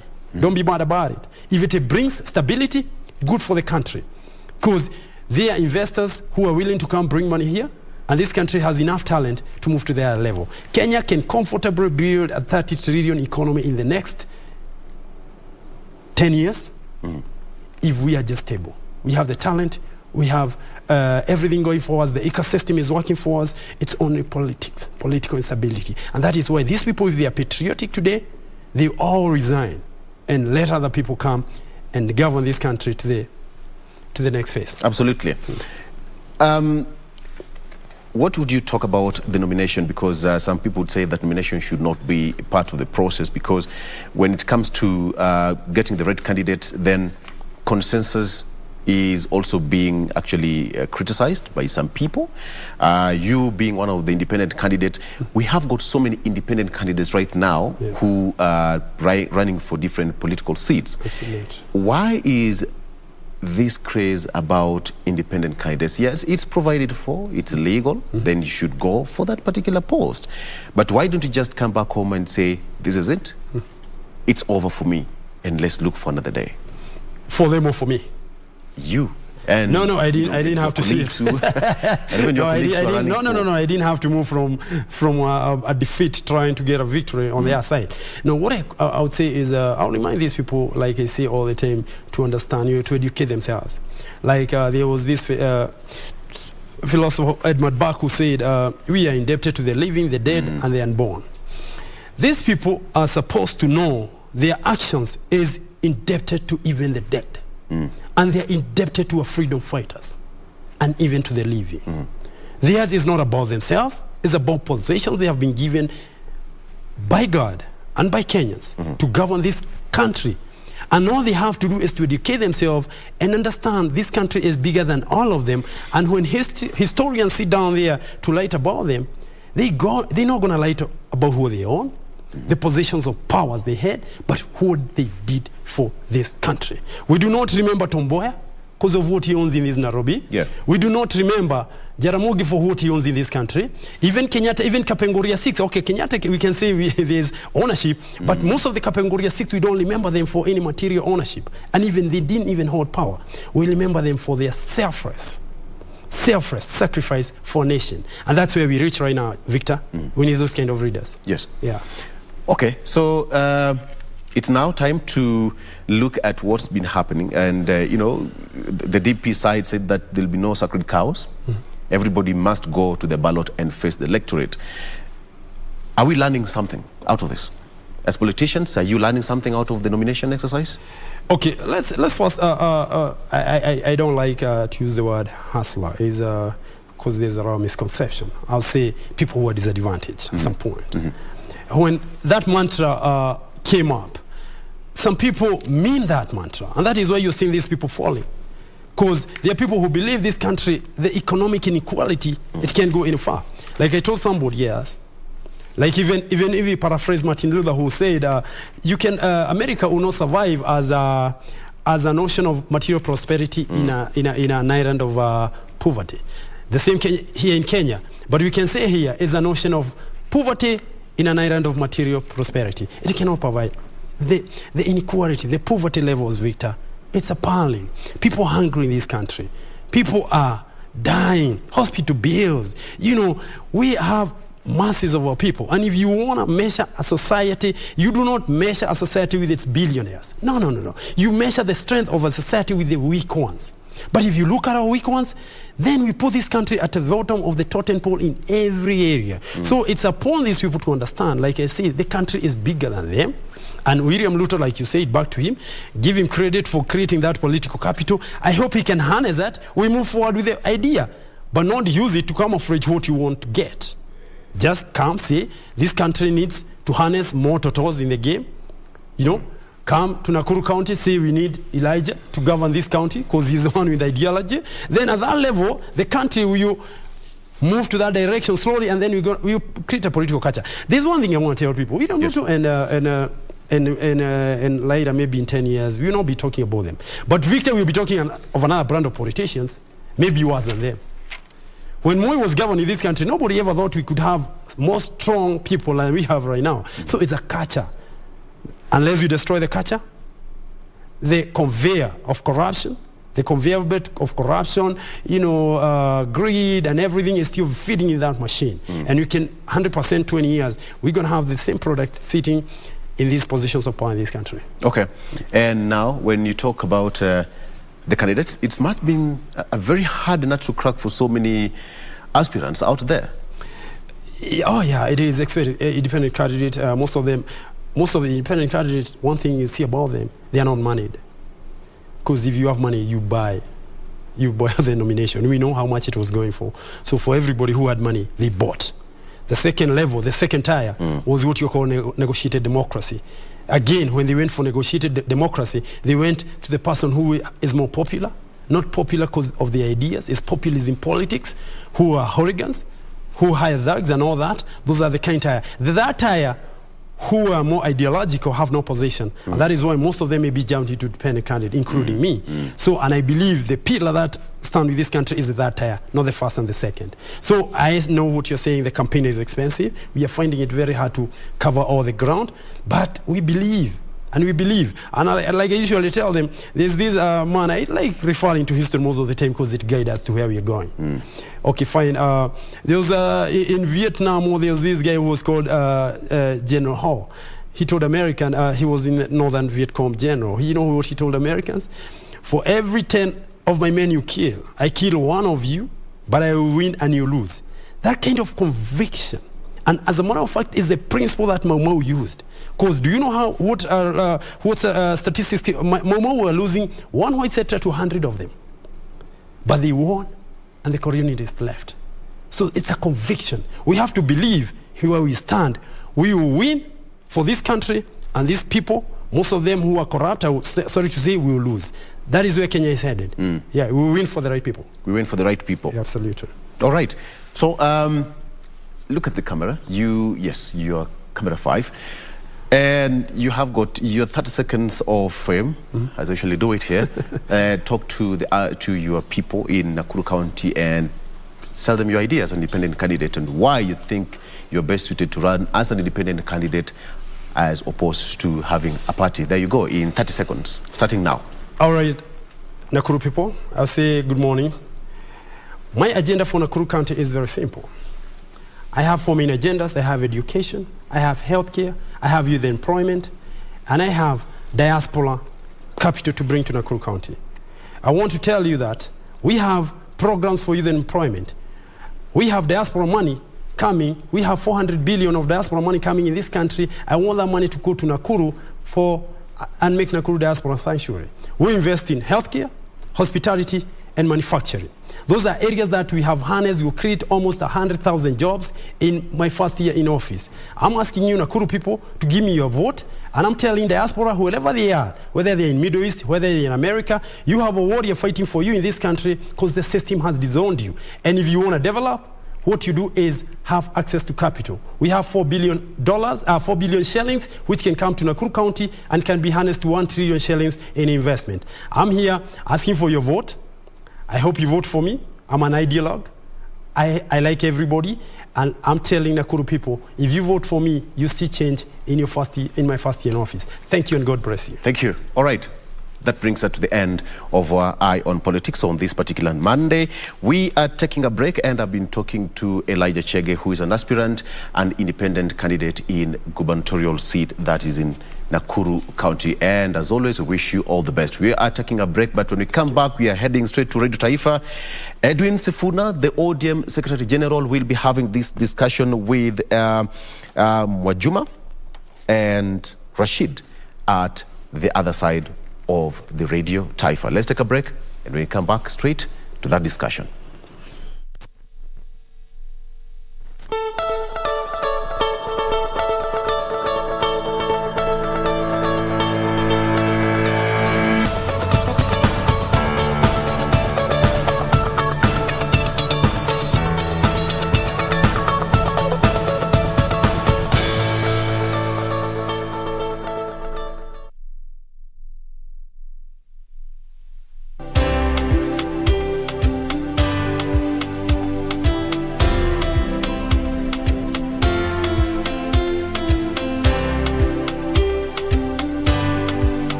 Olympia Stadion in Berlin is now less crowded with only 4 teams out of 64 still in contention. Something more outstanding is that all of the sides to have won the DFB Pokal over the last 29 years are already out this year. And Leverkusen are knocked out by a Bundesliga 2 side. In the first DFB Pokal semi-final, Hamburger SV will face Freiburg on Tuesday, the 19th of April 2022 at 9:45 p.m. While in the second semi-final, RB Leipzig will lock horns with Union Berlin on Wednesday, the 20th April 2022 at 9:45 p.m. Having braced the turbulent journey and buoyed up with the trophy in sight, no team want to go down without a fight. You don't want to miss this adventurous football show, live and exclusive on KBC Channel 1. KBC Channel 1, your true sports partner.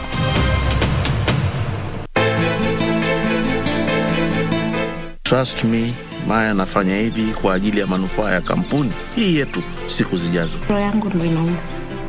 Why dear? Achana na mke wangu.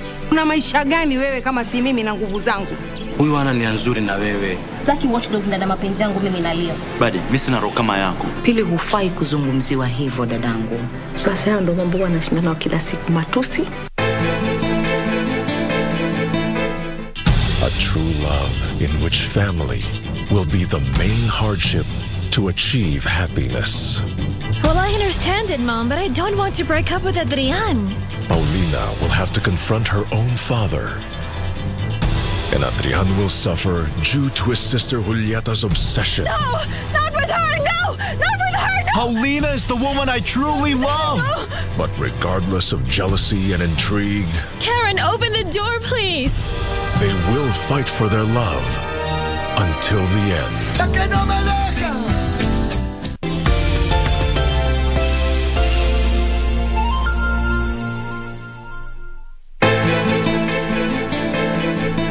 Trust me, Maya anafanya hivi kwa ajili ya manufaa ya kampuni hii yetu siku zijazo. Roho yangu ndio inauma.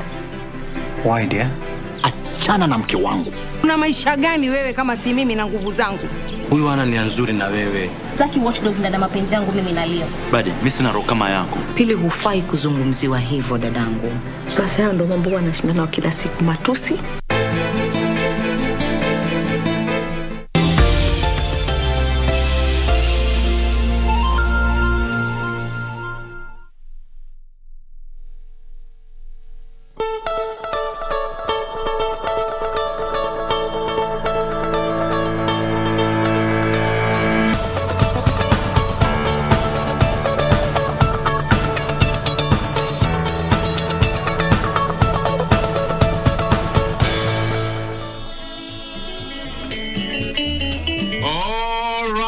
Ninaporudi nyumbani majirani huzima redio. Msikilizaji mahali popote ulipo, ni raha iliyoje unapoitazama runinga ya KBC Channel 1 asubuhi ya leo, ikiwa ni ndani ya kipindi Good Morning Kenya. Ikiwa hivi sasa nikiangalia saa yangu hapa ni saa 2:10 saa za kanda ya Afrika Mashariki. Mtazamaji wa KBC Channel 1 mahali popote ulipo, karibu basi katika kipindi mseto Zinga kwenye KBC Radio Taifa sauti ya Mkenya, na vile vile pia Good Morning Kenya kwenye KBC Channel 1 TV, ikiwa ni tarehe 19 mwezi Aprili, Jumanne tulivu ndani ya Zinga. Ukimwona Rashid ametulia, jua ni sababu ya chozi. Mimi naitwa Rashid Momkondo. Na mimi niite Mwajuma Ale, ukipenda niite chozi la almasi, kama tulivyokuwa tunakutekenya kuanzia asubuhi ya kwamba leo hii itakuwa ni siku ya kipekee Rashid. Tukawa tunawaambia kwamba leo hii katika awamu yetu ya 3 ndani ya Gumzo Pevu tutakuwepo na mgeni mahiri ambaye atakuwa anatuchanganulia yale mambo ambayo yanaendelea yako namna gani. Mbona watu jamani wanahamahama? Rashid, umenotice? Ulihama? Kuna watu wanahamahama. Wewe ulihama? Mimi si mimi.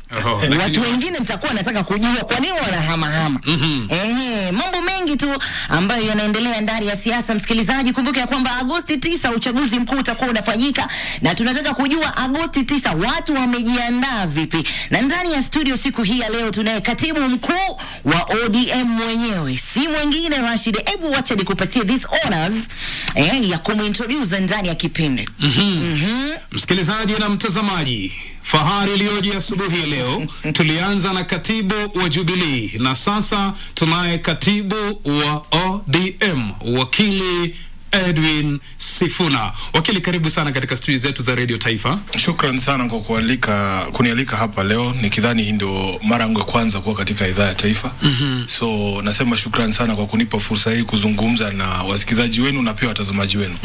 Naam. Kwa hiyo hii ni mara ya kwanza kuwa ndani ya Radio Taifa? Naam, hii ni mara ya kwanza kwa wingi. Sisi tunawasikiza tu hewani. Ndio. Tangu tukiwa watoto tukikuwa tunaamka na Radio Taifa. Ndio. Mpaka kufikia sasa leo hii niko ndani ya studio zenu, yani inanipa inaitwa nini? Pride sana kwamba nimeweza kuwa na safari hiyo kufika. Bila shaka. Bwana Sifuna, hapo uko sawa kabisa. Tangu utotoni ulikuwa unatusikiliza sisi. Yani tumekuwa tunafurahi sana. Asante. Karibu. Na vile vile pia kumbuka mtazamaji, msikilizaji, Sifuna licha ya kwamba yeye ni katibu mkuu wa chama cha ODM, kumbuka yeye pia ni mwanachama lile baraza la LSK. Kumbuka pia yeye ni wakili maarufu na yeye anacheza dori kubwa sana katika muungano wa Azimio nchini Kenya. Labda tu swali langu la kwanza Bwana Sifuna, kabla kuweza kuingia ndani zaidi, nianze na taarifa za hivi punde kwamba kuna baadhi ya wawaniaji wa nyadhifa mbalimbali kule maeneo ya Nambale magharibi mwa Kenya wametishia kuhama chama cha ODM. Wewe kama katibu mkuu wa ODM unalichukuliaje swala hili? Kwanza ni washukuru wanachama wa ODM katika pembe zote za nchi ambazo mchujo tayari umefanyika, ya kwamba wamedumisha pakubwa amani na kwamba zoezi zima limekuwa la kufana katika maeneo mengi katika nchi yetu. Hata katika hiyo kaunti ya Busia, ukikumbuka mwaka 2017 kulikuwa na matukio ambayo yalikipa chama sifa mbaya sana wakati wa mchujo hasa wa gavana kupana kati ya anayeondoka kwa sasa Ojamong na yule ambaye sasa ameshinda tikiti ya chama cha ODM, Mheshimiwa Paul Otuoma. Lakini wakati huu kweli wengi wanakiri kwamba tumeweza kusuluhisha baadhi ya zile changamoto ambazo tuliziona katika mwaka 2017 kupelekea kiasi kikubwa watu kuridhika na matokeo ambayo yanazidi kutangazwa. Nataka kuwaambia wakazi wa Nambale na katika maeneo yote bunge ambayo hayajafanywa hata hapa katika kaunti ya Nairobi, ambayo tunatazamia kwamba kutakuwa na mchujo wiki hii, ya kwamba wazidi kuwa watulivu na kuvipa vile vitengo vya chama ambavyo vimepewa jukumu hili la kufanya ama kusimamia uchaguzi fursa ya kuweza kutatua masuala yote. Unajua chama cha ODM sasa ndicho chama ambacho kina institutions ama zile taasisi ambazo zimewekwa chini ya kikatiba kusuluhisha kila swala. So mambo haiishi kwenye debe pale. Kama jana kwa mfano kumekuwa na ile tunaita National Appeals Tribunal ambaye inasikiza kesi za wale wote ambao kwa mfano hawajaridhika na matokeo ama matukio yote yanayoambatana na uchaguzi. Tunatazamia kwamba watatoa uamuzi katika masuala ya uchaguzi wa kaunti ya Siaya ambao kulikuwa na ile hearings za kesi hizo zilifanyika jana. Na hata baada ya hiyo sio mwisho, kwa sababu pia kuna taasisi zingine za kitaifa. Kama iwapo wewe hujaridhika na swala lolote la uchaguzi, unaweza kupeleka malalamishi yako katika ile tunaita Political Parties Disputes Tribunal, uende mpaka High Court, unaona. So nataka kuhakikishia wakazi wa Busia na maeneo yote ambayo hatujafanya mchujo katika kwa mfano zile nyanja za mbunge na ule mwakilishi wodi, ya kwamba watapata fursa ya kufanya hivyo. Chama cha ODM ndio pekee sasa ambacho kinatumia teknolojia katika michujo yake, na nataka kuwaambia wana ODM kwamba ule mfumo ambao umewekwa wa kidijitali sio mfumo ambao unaweza kuwa interfered with, na pia sisi hatutabehave kama IEBC ya kwamba tutakataa kufungua server. Hapana. Iwapo una swala lolote, ile server ya ODM itafunguliwa kwa wanachama katika hayo zile taasisi ambazo zinasikiza zile appeals. Kwa hivyo mtu asiwe na pressure yoyote ya kwamba sisi wote ni wanachama, na cha muhimu zaidi ni kwamba tikiti ya chama inaweza kutolewa kwa mtu mmoja peke yake kwa wakati. Na najua kwamba kuna wale ambao hata wakiridhika mioyo yao bado itawauma kwa kutopata fursa ile ya kupeperusha bendera ya chama, lakini kilicho muhimu zaidi ni kwamba kuwe na umoja ili tuweze kufanikisha safari ya Mheshimiwa Raila Odinga kuwa rais wa 5 wa nchi hii. Kuna swala linajitokeza kabla Chozi kuweza kukuuliza swali kwamba wale vinara, baadhi ya vinara wa chama cha ODM wanaingilia sana haya masuala ya uchaguzi, kwa sababu unaangalia hapa kama watu wa Nambale wanamlaumu kwamba naibu kinara wa ODM Wycliffe Oparanya kutatiza shughuli hizi. Wengine mahali pengine wanadai kwamba gavana wa Mombasa Hassan Joho ameingilia uteuzi ule. Wengine kule wanadai. Swala hili unalisemaje kama katibu? Kwanza mimi ni mmoja wa wale ambao mnazungumzia kwamba ni viongozi wa chama. Tulikuwa na kikao cha ile baraza kuu la chama na tukasikizana kwamba sisi haswa viongozi wakuu wa chama tutakaa kando tuweze kuipa bodi ya uchaguzi nafasi ya kuweza kufanya kazi ile. Na pakubwa hata mimi Sifuna, unajua mtu lazima, watu wana vijisababu tu, lazima watafute mtu wa kumlaumu wakati mambo yao hayaendi sawa sawa. Mimi nataka kutoa hapa hakikisho kwamba kama mimi katibu mkuu wa chama sijajihusisha na uchaguzi wowote. Hata hawa ndugu zetu wa Busia ukiwauliza kwa ukweli, wamekuwa wakinilaumu pakubwa sana hapa nyuma wakisema ninampendelea mgombezi fulani. Hata yule ambaye walikuwa wanasema nampendelea hakuchaguliwa kuwa mpeperushaji wa bendera ya chama cha ODM. Wao wenyewe walikuwa wanatoa kauli wakisema wameridhika na mchujo wa gavana wa kaunti ya Busia. Tumesema kama viongozi wa chama na haswa kama mimi ambaye pia ni mgombezi, ya kwamba hatutaingilia haya masuala, tutawapa wanachama wa ODM fursa ya kuwachagua viongozi ambao wanataka. Kwa hivyo mimi nataka kuwaondolea lawama hawa viongozi. Ninamjua Mheshimiwa Oparanya, yeye anahusika labda tu kama watu wakisema wanataka kuketi wazungumze, wafanye maridhiano, kwa sababu njia moja ya kuibua viongozi katika huu mchujo ni maridhiano, ya kwamba tunaweza kuzungumza. Na hii si kitu ambayo Sifuna amewekelea ama Oparanya amewekelea, hapana.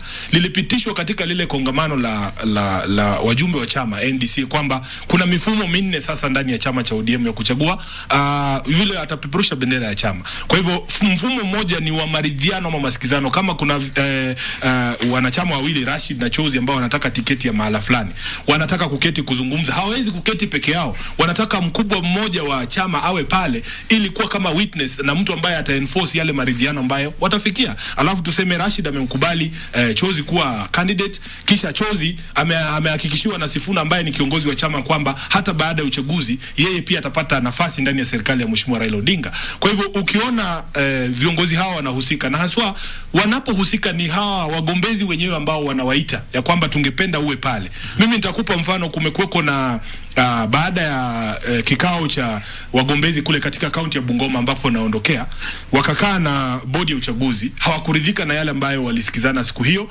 wakasema wangependa kumuona Sifuna ndani ya mkutano huo.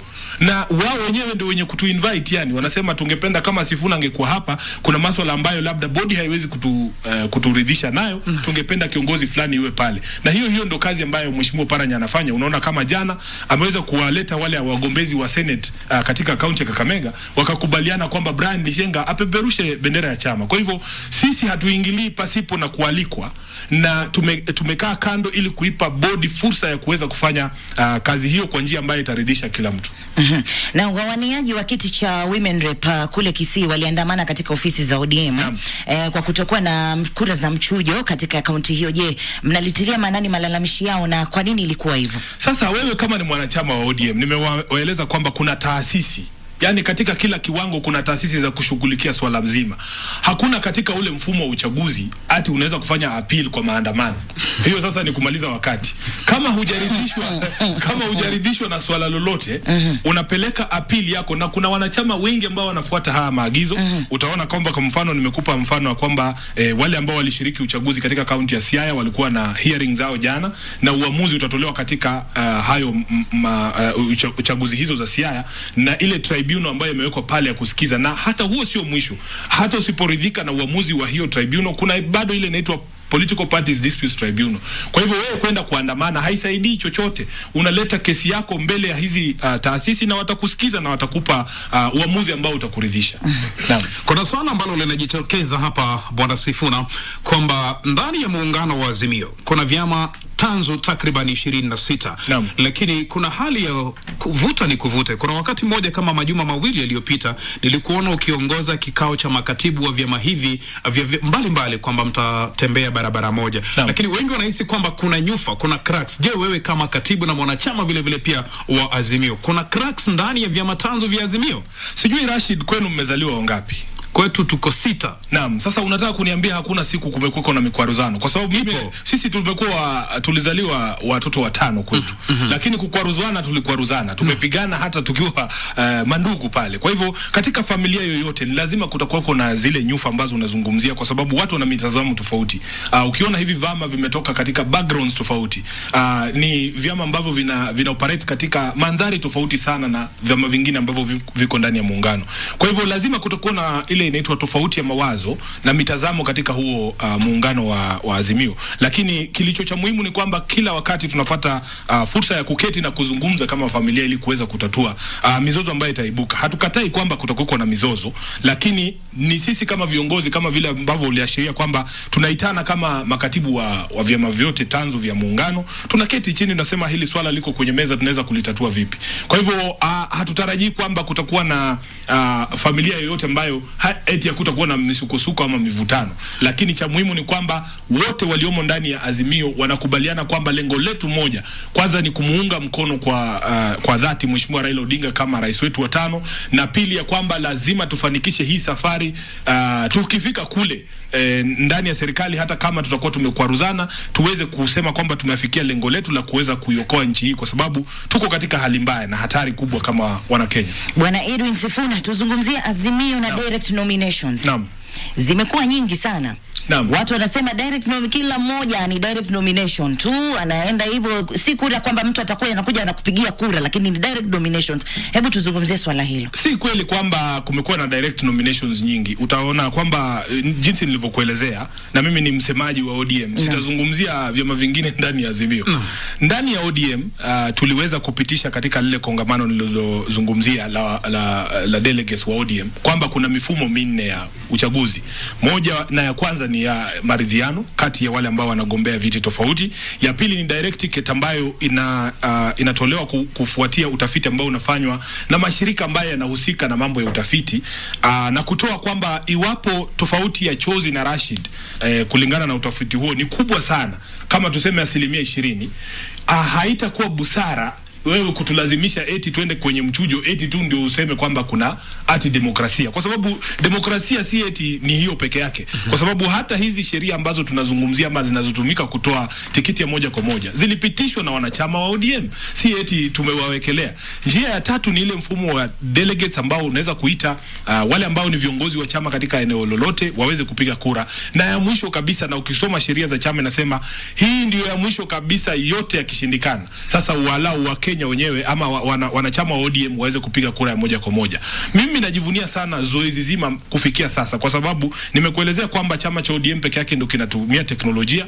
Ya pili kwamba sisi peke yetu ndio tumesisitiza kwamba lazima uwe mwanachama wa ODM ili uweze kushiriki mchujo huo. So hizi tikiti za moja kwa moja zimetolewa kwa watu ambao kwanza wametokana na ama wameibuliwa kutokana na yale maridhiano, kama kwa mfano ndugu zetu wa Mombasa juzi wametuonyesha huo mfano mzuri kwamba hata kama Mheshimiwa Suleiman Shabal alikuwa na nguvu sana pale katika kaunti ya Mombasa na mwenzake pia ana nguvu, lakini wameketi wakakubali kwamba hakuwezi kuwa na tiketi mbili za chama cha ODM kwa ugavana wa Mombasa. Na sasa tukitoa hiyo tikiti ya moja kwa moja kwa Mheshimiwa Abdinasir, anaitwa Abduswamad Sharif Nasir.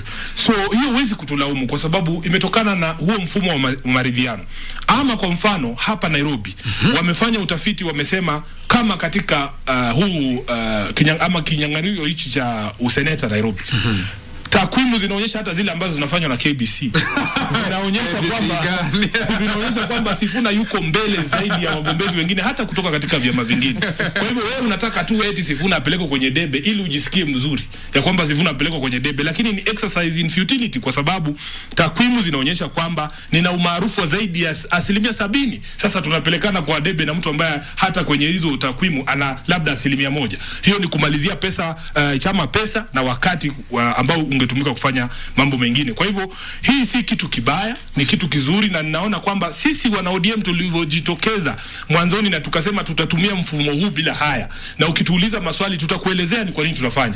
Tumeweka mfano mwema mpaka sasa inapelekea vyama vingine vyote ambavyo walikuwa wanasema sisi kwetu hatutafanya hayo, tutakuwa na mchujo katika nyanja zote, wao pia wanapeana direct ticket. Naam, wanatumia pia hiyo utafiti. Msiogope sayansi bana. Unajua we are in a modern state. Angalia hii KBC ya sasa, tuko hapa mbele na tarakilishi dini. Nikidhani wale kina Hamisi Somo walipokuwa humu haya mambo hayakuwepo. So mambo yanaendelea na na mtazamaji mahali popote ulipokumbuka, unaendelea kutizama runinga KBC Channel 1, kipindi Good Morning Kenya, ambapo wenzetu kutoka upande wa pili wanafanya kivyao vyao, nasi vile vile pia msikilizaji upande wetu ndani ya KBC Radio Taifa Sauti ya Mkenya. Kipindi ni Zinga, ukiwa nasi watangazaji wako. Mimi naitwa Rashid Mumkondo, mimi ni Temo Juma Ali Chozi la Almasi, na ndani ya studio tuko naye katibu mkuu wa chama cha ODM Bwana Edwin Sifuna, tukiweza kupiga siasa za mwaka 2022. Unaweza kusema nasi kwenye mitandao Chozi. Unatupata vizuri @Mwa Juma Chozi, @Mwa Mkondo, @Radio Taifa, hashtag ikiwa ni Zinga. Na kwa wale ambao wanatufuatilia kwa ukaribu kupitia Facebook fan page ya kwetu KBC Radio Taifa Sauti ya Mkenya, basi utaweza kupata post pale, uliza swali lako, na vile vile tutakuwa tunakupatia fursa kupitia nambari zetu za simu 0700176699. Kumbuka kwamba laini hii ya simu utakapopewa fursa, jamani msikilizaji, kwanza ukali wa maneno uweke nyumbani. Wewe unapiga kuuliza swali, uliza swali ujibiwe, basi hivyo tu. Turudi kwako Bwana Sifuna. Tumeona kwamba kila mgombeaji wa kiti cha urais anayetafuta urais huwa kidogo anavutia wanawake. Mimi nitafanya mwanamke hivi, nitafanya mwanamke. Jana tuliona ile Azimio Women League wakipigia upato mwanamke mwenzao kuchaguliwa kuwa running mate wa Mheshimiwa Raila Odinga. Sijui swala hili kama katibu wa ODM unalichukulia vipi ndugu yangu? Kwanza mimi nikiri kwamba kina mama ukitizama mchango wa kina mama katika uchumi wetu, katika taifa letu zima, wao ndio wenye hata kutuzaa sisi. Si watu ambao unaweza kusema kwamba utawatelekeza ama mambo yao usiatilie maanani. Hata ukija katika takwimu ambazo ziko katika sajili ya wapiga kura, kina mama bado wao ndio wengi. Kwa hivyo they cannot be ignored. There are a big constituency. Ni lazima masuala yao yashughulikiwe. Na sisi kama chama cha ODM si eti ni kuanza leo tunazungumza. Sisi ndio wenye kujaribu kusukuma hii agenda ya kina mama mbele. najivunia sana kwa mfano kwamba chama cha ODM katika uchaguzi wa mwaka 2017 iliweza kuingiza karibu kina mama 29 wale ambao walichaguliwa katika constituencies na wale ambao walichaguliwa kama women rep. Kwa sababu chama cha ODM kilikuwa na jumla ya wabunge karibu 100, naona ni kama tulikuwa tumekaribia sana kugonga ile asilimia 1/3 ya women ambao walichaguliwa katika tiketi ya chama cha ODM. Na ninaonelea kwamba mwaka huu labda tutafanya vema zaidi. Kuna mikakati na miradi mingi ambayo tumeweka. We have the most active women league katika nchi yetu ya Kenya. Jana nilimuona pia yule ambaye ni rais wa kina mama Beth Sieng'o alikuwa katika huo mkutano. Mheshimiwa Raila Odinga pia ndio mwenye kusukuma sana hili swala la 2/3 gender rule. Chama cha ODM katika mchakato mzima wa BBI nilikuwepo pale tukitoa maoni yetu kuhusu ni jinsi gani ambavyo tunaweza kuhakikisha kwamba kina mama wanapata huo uwakilishi ambao unahitajika chini ya katiba yetu. Kwa hivyo si kitu ambacho tumeanza jana eti sasa tumegundua kwamba kuna kina mama. Hapana, wakati huu wote na safari hii nzima ya Mheshimiwa Raila Odinga unaweza kuifuata na uone kwamba amekuwa consistent kuhakikisha kwamba kina mama lazima wapewe nafasi yao. So tukija kwa swala zima la mgombea mwenza, kwanza kama katibu mimi najua kwamba swala la mgombea mwenza ni swala ambalo it is personal to the candidate, yani candidate mwenyewe ndio mwenye kujua ni yupi ambaye wanaweza kufanya kazi kwa kipamoja. Uangalie ile chemistry yenu, mnaweza kufanya kazi kwa kipamoja. Mtu ambaye hatakupa wakati mgumu, mtu ambaye atakujaza mapengo yako, kwa sababu wanasema kila binadamu ana upungufu. Kwa hivyo ni kama vile ndoa tu. Ukienda kumtafuta mke ni mtu ambaye pia anakufunika uchi wako, anakujaza mapengo ambapo wewe una upungufu. Kwa hivyo hata running mate ni lazima uangalie mtu ambaye atajaza upungufu wako. Upungufu wa kisiasa unaweza kuwa aina yote, unaweza kukua hata ni wa kifedha, uwe ni wa kisera, uwe ni wa yani aina yote. Kwa hivyo mimi nataka tumpe heshima Mheshimiwa Raila Odinga kama mgombezi ama mpeperushaji wa bendera ya Azimio, ya kwamba tusimwekee pressure za bure, kwa sababu yeye ni kiongozi ambaye anaweza kutoa huo uamuzi, na mimi najua kwamba utaridhisha kila mtu. Hawa kina mama wana haki ya kuvuta upande wao, jinsi ambavyo unasema kwamba kila mwamba ngoma anavuta upande wake. Kwa hivyo kina mama wangependa sana waone mwenzao akiwa pale katika tiketi hiyo. Na utakumbuka ndani ya BBI kulikuwa na kipengee ambacho walikuwa wamekisukuma sana kina mama kusema kwamba tunataka kuona iwapo kama wewe ni gavana, tunataka kuona naibu wako akiwa jinsia tofauti. Na vile vile kwa upande wa rais na Mheshimiwa Raila Odinga, mimi ninavyojua katika ule mchakato wa BBI alikuwa ameshikilia sana dhana hilo na kusema kwamba hii inawezekana. Kwa hivyo hawa kina mama tena si watu wa kuchukulia hivi, kwa sababu wana msukumo sana ndani ya siasa za Kenya na haswa ndani ya siasa za Azimio. Pakubwa ukiangalia ule uamuzi ambao ulitolewa na chama kumpa tikiti ya moja kwa moja mgombezi wa ugavana kule Homa Bay, Mheshimiwa Gladys Wanga, ulikuwa sana na msukumo kutoka kwa hiko kikosi cha kina mama. Kwa hivyo si watu wa kuchezewa. Kwa hivyo mimi sina shauku yote kwamba wana uwezo wa kusukuma ajenda ile mpaka ikafaulu. Naam, kuna uvumbuzi ambao ama utafiti ambao tumeufanya kama wanazinga hapo ndani, na tukapata kwamba wanachama wa ODM mnabembeleza sana kura za Kalonzo Musyoka, za Mheshimiwa Kalonzo Musyoka. Na kumbuka ya kwamba kuna wakati aliangushwa kwenye by election na alikuwa anashindana na independent candidate ambaye alikuwa amesimamiwa na Mheshimiwa Kivuta Kibwana na akaangushwa. Lakini ODM bado, yani kuna ile sasa itakuwaje, running mate itakuwa vipi, yani kuna ile kubembeleza zile kura za Mheshimiwa Kalonzo Musyoka. Unalizungumziaje kama umesema huo ulikuwa ni utafiti wa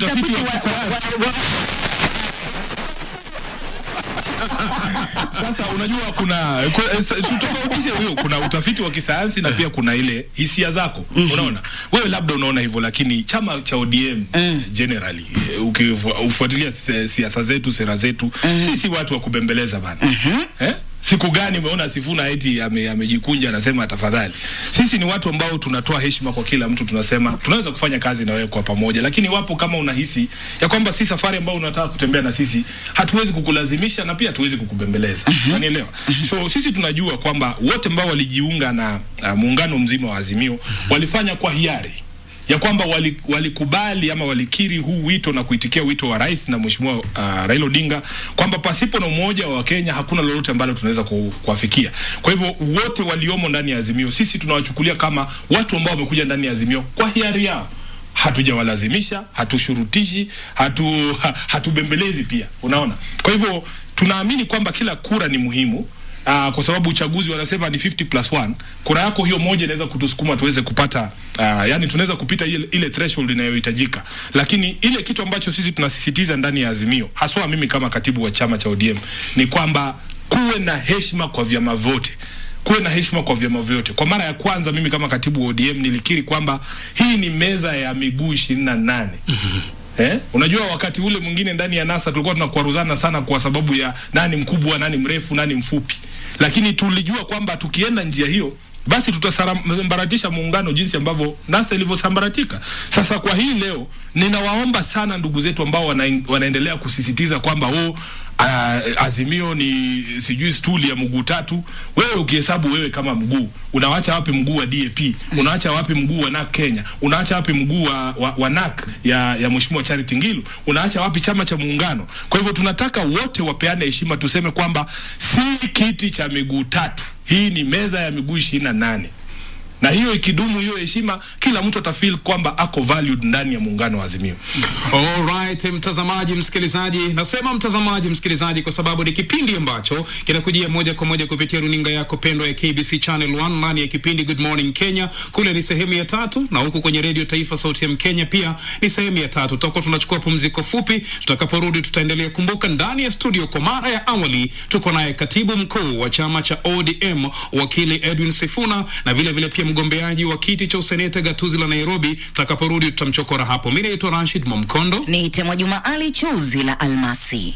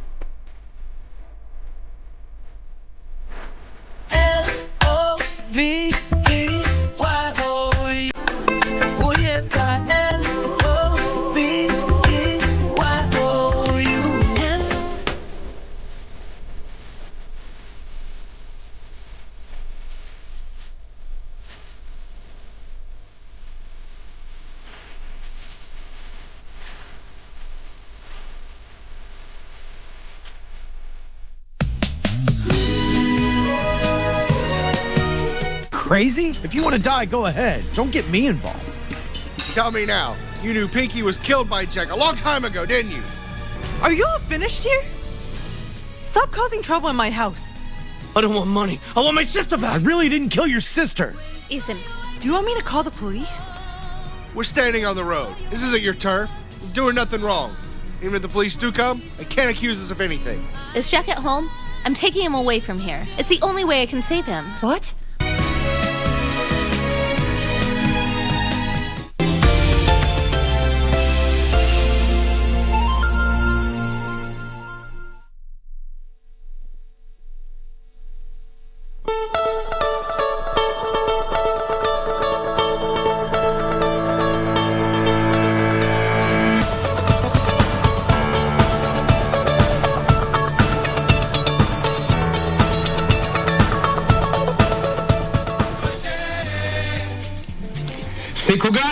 hajakuja ni kungoje stesheni, lakini ukweli ni kwamba tayari ulikuwa tunamsubiri ndani ya Radio Taifa, na tayari katibu mkuu wa ODM Edwin Sifuna ashakuja ndani ya studio. Mtazamaji wa KBC Channel 1 mahali popote ulipo, kwa mara nyingine tena ni furaha iliyoje asubuhi ya Jumanne kama hii saa 2:39 saa za kanda Afrika Mashariki kuichagua runinga yako pendwa ya KBC Channel 1 ndani ya mpango mzima Good Morning Kenya. Na upande wetu unatupata vizuri msikilizaji kwenye #Zinga na vile vile kwenye @Jumachozi, @Mkondo, @Radio Taifa, @Good Morning Kenya. Alafu msikilizaji, na vile vile tutakuwa tunasemezana na wewe kwa njia ya Facebook KBC Radio Taifa, sauti ya Mkenya. Ndani ya studio tuko na mwenyewe, au sio Rashid? Au ndio? Unamuona tu vile, alafu unajua ametoka amelipa. Anasema chai.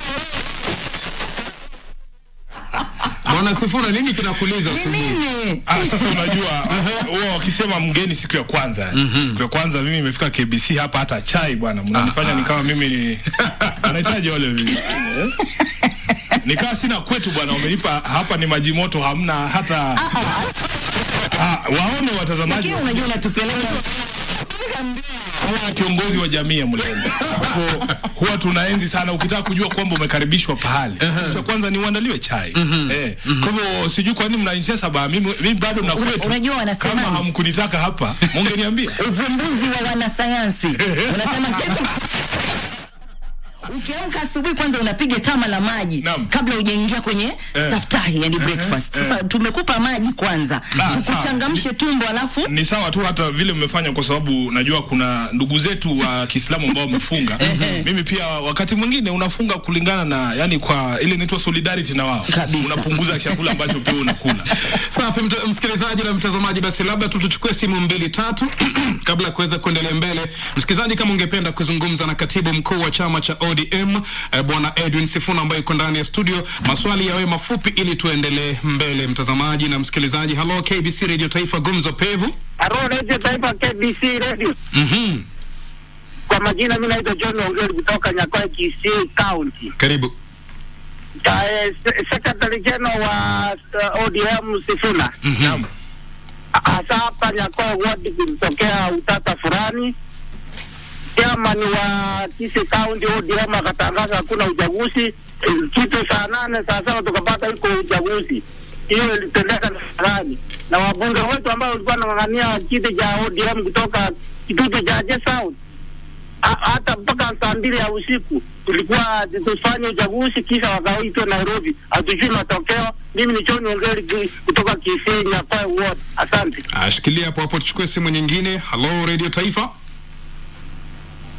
Hello Radio Taifa Zinga. Hello Radio Taifa Zinga. Hello Rashid na Jose Armasi. Karibu sana. Nazungumza na Manchester Football Yard nikiwa katikati ya hili jiji la Nairobi. Mheshimiwa Sifuna kipenda niite Manchester mwana leo nikiwa Kenya kama Simba Migoni. Mimi swali langu raja hivi. Itakuwa mwaka gani ama utakuwa mwaka upi ODM uchaguzi ufanyike? Waseme sasa uchaguzi huu ni wa uhuru na haki. ODM ikiketa huo uchaguzi umefanywa haki, lakini inapoanguka haujafanywa haki. Shukrani. Okay, simu moja ya mwisho alafu yajibu kwa mpigo. Hello Radio Taifa KBC Channel 1. Hello Radio Taifa. Huyu ni Frederick na Sharifa hapa na ngata. Na salamia Sifuna Mlembe mwangu. Oriumu no sasa Sifuna. Kama wewe ni tendo wa chama yetu ya Simio, tunataka utuchakulie mtu wa rangi meti Martha Karua tafadhali. Haya. Bwana Sifuna.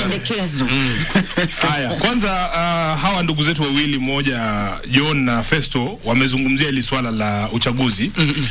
Nataka nirejelee jinsi ambavyo nilieleza kwamba chama kina taasisi tofauti. Sifuna is not a member of the National Elections Board. Kuna chair lady wa National Elections Board anaitwa Catherine Muma, ana makamishna wake 5 ambao wanafanikisha swala zima la uchaguzi. Na pili ya kwamba nilisema sisi kama viongozi wakuu wa chama tulisema tutaketi kando ili bodi hii iweze kufanya kazi yake. Namba 2 kwamba baada ya huo uchaguzi wapo na lalama zozote ama malalamishi ambayo mpenda kuwasilisha kwa chama, usingoje Sifuna aje katika idhaa ya taifa eti umpigie simu uwasilishe rufaa yako kupitia KBC Channel 1 haitakusaidia, kwa sababu kuna ile appeals board ambayo imewekwa, National Appeals Board, na hii board si moja. Tuko na mawakili, tulitangaza jopo la mawakili kama watu 30 ili kwamba tunaweza kuconstitute specific appeals teams za kila county. Kwa mfano ya Kisumu kulikuwa kuna chairman Fred Orego pamoja na Bi Barbara Maloa na wakili mwingine mmoja ambao anasikiza kesi za Siaya. Alafu kuna jopo lingine la kusikiza kesi za Kisii, kuna jopo la kusikiza, ili mambo haya yaweze kufanywa kwa kiharaka, na kwamba bado baada ya hayo kama hujaridhika bado unaweza kwenda kwenye Political Parties Disputes Tribunal, uende mpaka mahakama ya juu. Kwa hivyo nataka kuwauliza wanachama wote wa ODM, iwapo hujaridhika na swala lolote kuhusu uchaguzi, sio kazi ya Sifuna kufanya uchaguzi. Jinsi ambavyo nazidi kuwakumbusha ni kwamba hata mimi ni mgombezi wa chama cha ODM hapa Nairobi kwa kiti cha useneta, na mimi pia nangoja hatima yangu iamuliwe na bodi ile ile siku ya Alhamis. Kwa hivyo hawa ndugu zetu ambao hawajaridhika, hiyo ndio records yao, wapeleke malalamishi yao kwa appeals. Number 2, wa mwisho wamezungumzia juu la swala la running mate, ambayo nikidhani tulikuwa tumejibu kwa ufasaha ya kwamba ni uamuzi wa candidate mwenyewe atafute mtu ambaye anaweza kujaza mapengo ambayo ako naye katika kampeni yake ama katika uongozi wake, na mtu ambaye anaweza kufanya kazi kwa kipamoja. Na kwa heshima ya Mheshimiwa Raila Odinga, ningeomba kila mtu kwamba tusimwekee unnecessary pressure, aweze kuwa na wakati mzuri wa kuweza kufanya uamuzi huo wa ni nani atakuwa mgombea mwenza. Okay.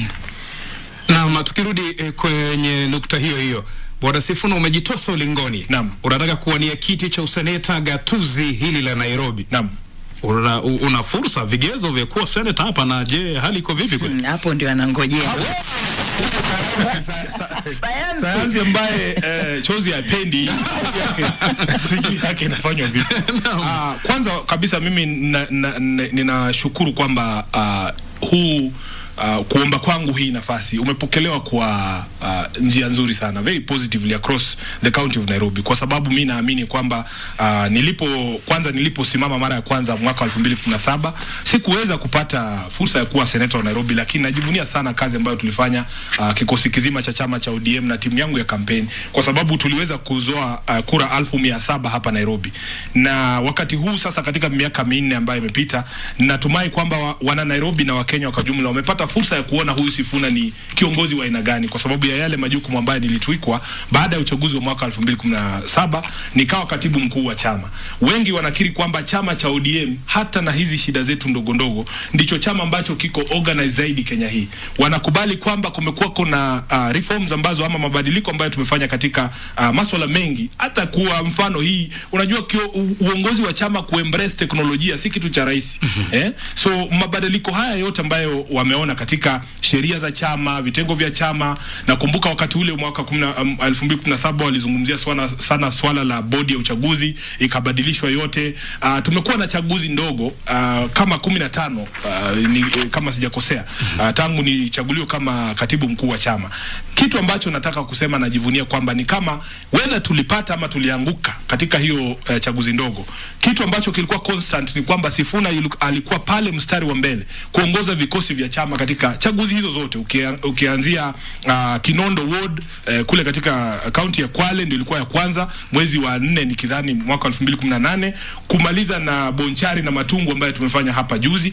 Wote wanakiri kwamba Sifuna alikuwa mstari wa mbele kuongoza vikosi vya chama ili kuhakikisha kwamba tunatoa ushindi. Najivunia sana mambo ambayo tumefanya, na najua kwamba kazi hii ambayo nimefanya kama katibu wa chama ndio inapelekea watu kujua kweli huyu jamaa akipewa fursa kama hii anaweza kuongoza vema ama ataharibu kazi. Najivunia sana kwamba pia tulipewa ama nilipewa jukumu hili nikiwa kijana mdogo sana, kwa sababu wakati nateuliwa kuwa katibu mkuu wa chama nilikuwa na miaka 35 peke yake. Sasa hivi naendelea kuzeeka, lakini nilikuwa kijana mdogo sana wakati ule. Na mimi kama kijana najua kwamba ukipewa nafasi yote ukiwa kijana, ujue kwamba hufanyi kwa sababu yako wewe peke yako. Wewe ukiharibu kazi ile unaharibia vijana wote, kwa sababu kuna wakati mmoja vijana wampiga kelele sana, wanasema tunaona appointments za serikali ni za wazee tu, wazee tu.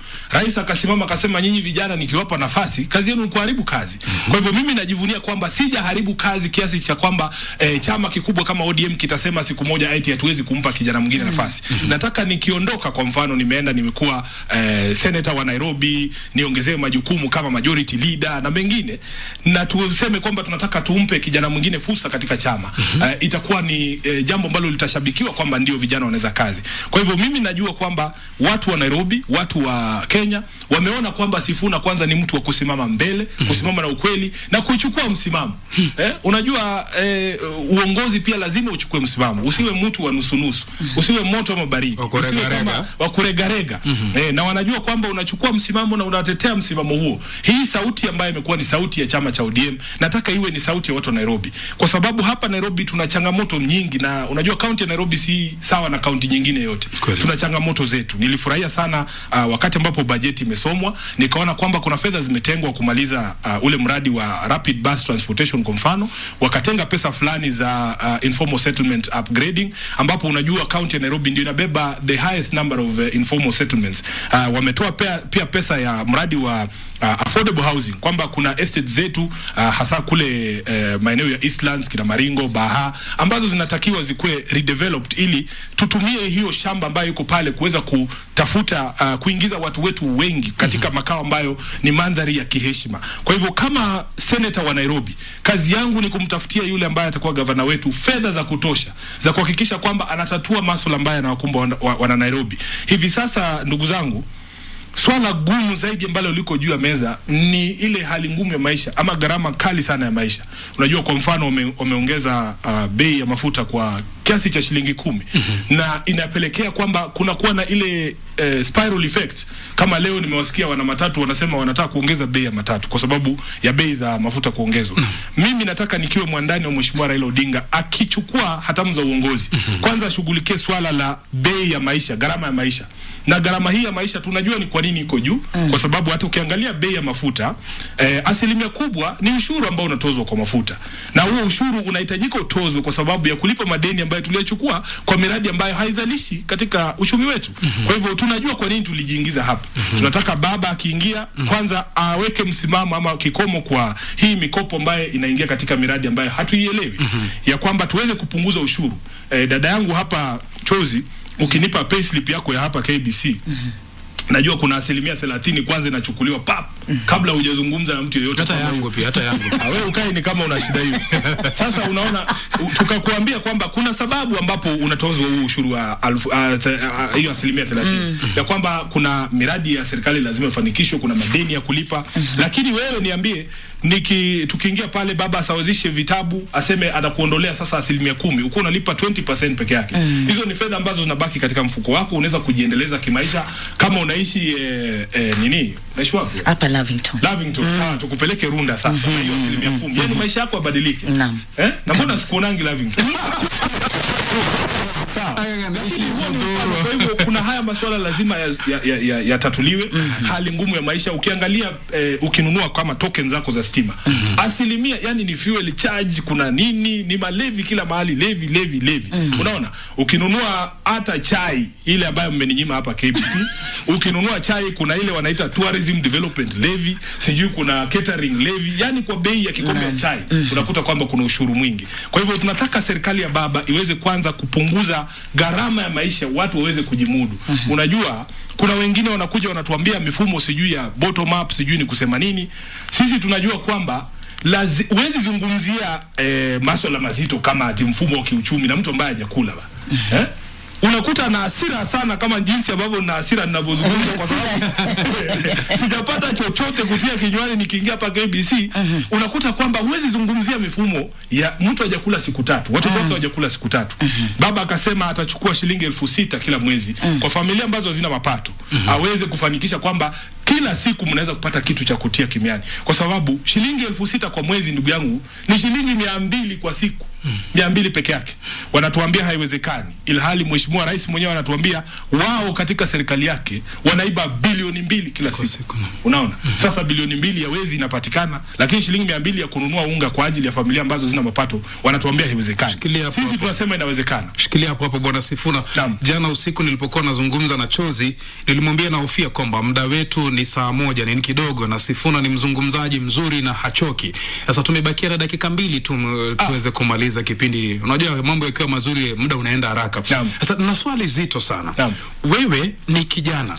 Sisi hapa ndani ya studio ni vijana. Umeweza kuleta nukta moja ukasema kuna wakati vijana katika taifa letu la Kenya ambapo ni 70% walikuwa wanatetwa wakimwambia Mheshimiwa Rais Uhuru Kenyatta, mbona unachagua wazee katika parastatals nyingi?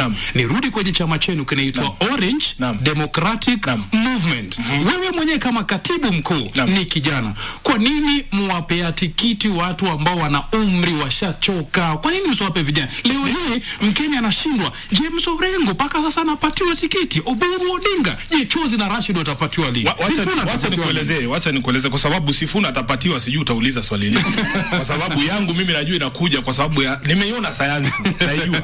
Wacha nikuelezee kwamba mimi kama kijana pia natambua kwamba ujana wangu peke yake si qualification for anything. Wewe ndugu yangu, wewe ni kijana, kuna vijana, wewe mwenyewe umesema 70% ya vijana ya taifa letu ni vijana. Lakini ni wewe ambao umeketi kwenye studio hii kwa sababu gani? Una kipawa na uwezo wa kufanya kazi ambayo unaitafuta. Unaona? Mimi kuna vijana wengi, kwa sababu nimetembea katika siasa katika nchi yetu hii, wanapiga kelele sana kwenye mitandao ya social media hii, wanasema ni mimi isipokuwa mimi. Haya, mmoja akaniambia yeye anataka tu fursa ya kuzungumza mbele ya Mheshimiwa Raila Odinga. Nikasema mimi nitahakikisha umefanya hilo. Tukaingia kwenye mkutano.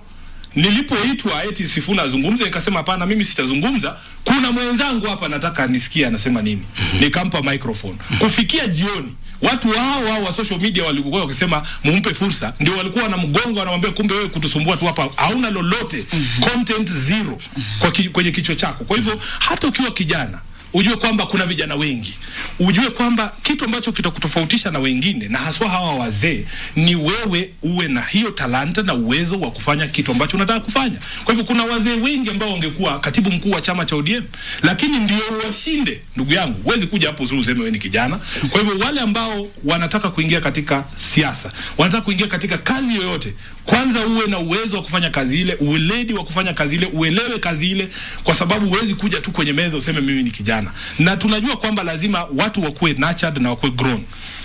Chama cha ODM jinsi ambavyo nawaelezea, hawa kina Orengo ambao mnawakashifu, hawa kina Uburu ambao tunawakashifu, tumeketi na hawa watu ndio wenye wamekuza huyu Sifuna ambaye mnazungumzia. Pasi na mimi kupata fursa ya kuweza kukaa na hawa jamaa wanionyeshe siasa, mimi sikuwa hivi nilivyoanza. Si ushakuwa wakae kando. Si wao wakae kando. Ni mimi nipande ngazi, niweze kutoa fursa kwa vijana wengine ambao wana uwezo wa kufanya kazi ya secretary general wa party. Si nimekupa huo mfano. Lakini wewe ukija unajipiga tu kifua unasema sisi ndio vijana, sisi ndio vijana. Kama hauna ule uwezo. Unaona kuna dada mmoja nikidhani kutokea maeneo ya Bomet. Miaka 24 katika chama cha yule Toto. Wewe unafikiria amechaguliwa kwa sababu yeye ni kijana? Amechaguliwa kwa sababu yeye ndio bora pale. Na wananchi wanajua haya maneno. Hautalazimisha kwa sababu wetu wewe ni kijana. Nikimalizia tu kwa swala hili la hapa katika kaunti ya Nairobi, tunataka pia tutilie maanani sana vipawa vyetu, kwa sababu sisi kama vijana haswa katika mandhari ambayo tunaishi, usanii na hivi mambo ya vipawa ina potential kubwa sana ya kuweza kuhakikisha kwamba vijana wetu wanajiinua. Unaona? Wakati ule ambapo tulikuwa bado vijana, walikuwa wanatuambia ukwe daktari, uwe sijui ni lawyer, sijui wakili. Ukiangalia sasa hivi wachezaji tu kama kina Olunga wanacheza katika inchi za Qatar, si hata hawajafika hata Premier League, lakini pesa ambayo wanaingiza Sifuna haiwezi kuiona hata kwa miaka mitano. Sasa nikuulize, kwa hivyo mimi kama secretary ama senator wa county Nairobi, nataka kwanza niweke miradi ambayo itaipa hii usanii wetu kipaumbele. Nilitoa mfano nikasema jinsi ambavyo tuna ile kliniki ama hospitali ya kina mama ya kujifungua ya Pumwani ambayo ni ya umma. Nataka kuwe na hospitali ama Pumwani ya usanii, ya kwamba wewe unaweza kuja pale uweze kujifungua ile usanii yako na talanta yako bure. inalipwa na kaunti ya Nairobi, ya kwamba hapa tunaingia, wewe ni msanii unataka kupiga ngoma zako, ukuje pale tukupe fursa ya kurekodi ngoma yako moja ama mbili bure, ili kipawa chako kikagrow, pia wewe uweze kusupport wasanii wengine kupitia hiyo ambayo tunaita pumwani ya wasanii. Unajua bwana Sifuna, wewe ni msemaji mzuri tu sana, na najua naona hata vile ambavyo unajieleza tu kwa uzuri, ambapo lakini sasa ukiwa unaelezea masuala hayo, unajua kwamba kiongozi wenu wa ODM anaitwa kibaraka wa serikali. Nimesikia tatizo hizo kwa sababu unajua wale ambao kwa dakika moja tu wale ambao tuna pishana nao, unajua siku hizi wameishiwa sera, hawatuambii hata siku hizi usikii wakizungumza juu ya bottom up, ni matusi tu. Leo watamtusi Raila, kesho wamtusi mamake rais, siku hizi ni matusi tunayasikia tu. So walikuwa wanataka kuingiza Wakenya uoga kwamba Raila Odinga ni kibaraka wa serikali. Mimi ninavyomjua Raila Odinga na nyinyi mnavyomjua Raila Odinga, hata ni serikali ndio kibaraka ya Raila. Lakini haiwezekani kwa Raila awe kibaraka ya serikali, kwa sababu yeye ana historia ya ule uwazi na upevu wa mawazo, ya kwamba he's an independent person, he's an independent thinker. Hao ambao wanaita Mheshimiwa Raila kibaraka cha serikali ni kwa sababu walikosa ile endorsement ya rais ambayo walikuwa wanaitafuta kuanzia mwanzo. Unakumbuka Mheshimiwa Ruto akilia sana akimkumbusha rais kwamba ulikuwa umeniahidi 10 yangu 10 yako. Kama ingekuwa kwamba rais alimuunga yeye mkono, haungesikia hizi tetesi. Wanasema hivyo kwa machungu, kwa sababu ile endorsement ambao walikuwa wanatarajia rais atawapa hawakupata. Hata hao wengine wote kina Mudavadi kina nani walikuwa wanangoja hiyo endorsement na haikuja. Kwa hivyo sisi tunahakikishia wa Kenya ya kwamba mkimchagua rais Raila Odinga, mnamjua kwa kindani, mnamjua msimamo yake, mnajua historia yake kupigania mambo ambayo ni muhimu kwetu kama wananchi. Mnajua wakati ambapo alikuwa katika serikali miradi ipi alianzisha, mnaweza kuona mawazo yake na maono yako jinsi ambavyo ilivyo tofauti na maoni ya viongozi wengine, na kwamba yeye ni mtu mwadilifu na mtu ambaye ako you can hold him responsible for everything that he does, na hiyo ndio kwa maana sisi tunamuunga yeye mkono. Okay.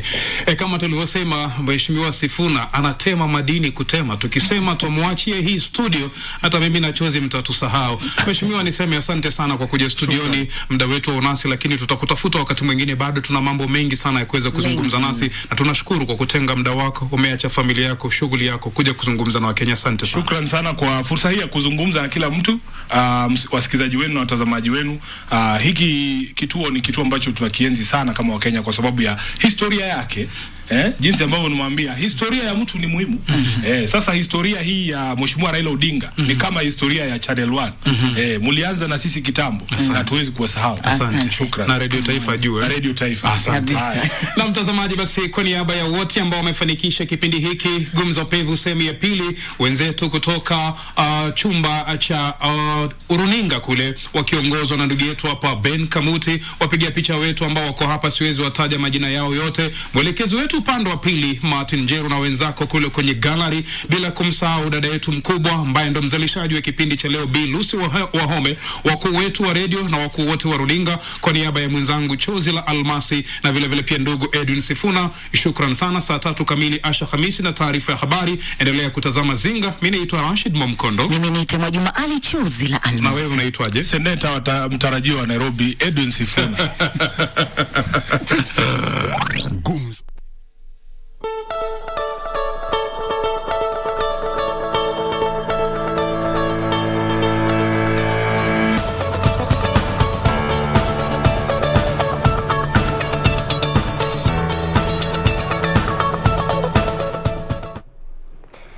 And from that 2022 election matrix, back to studio to quickly look at how our roads are looking like this morning. Our focus has been centered on what is happening along Langat Road. And again, you can remember that particularly around the Tibble roundabout area, there has been a lot of ongoing works. In fact, there's a section that is still just closed because of what is happening there. So we want to quickly look at how that section is looking like in terms of traffic this Tuesday morning. Perhaps you can begin from the Galleria Mall. This is as you head over to the city center, not looking that bad given the fact that this is actually one of those busy areas. This is along Langata Road, that is particularly around that roundabout that also branches you over to Magadi Road as you head over to areas around Rongai there, and also some sections of Langata Road as well as Forest Edge Road. One of those reasons why it is one of those busy areas that's just around Galleria is simply because it is also a bus terminus around this area, and just from the name, around next to a mall. So clearly also that is one of those reasons to why oftentimes you'd experience heavy kind of traffic around this area. But it looks like right now that is not the case at all. In fact, green all through. This is what we're witnessing throughout or around this entire roundabout, and also on these roads that get to branch off from this particular stretch. That is the same thing that we are still witnessing. They are moving at a swift pace. So for our viewers, perhaps living in areas of Rongai, Magadi, sections of Langata as well, coming to the city center, this is a good time for you. And also if your business is stationed around this area, still a good time for you, because on both ways, as you leave the estates, coming to the city center, and also leaving CBD, heading over to these areas, at least particularly in this area, moving at a very, very swift pace. Away from there, as you head over to one of those busy areas as well, because of that construction that is around the Timo roundabout.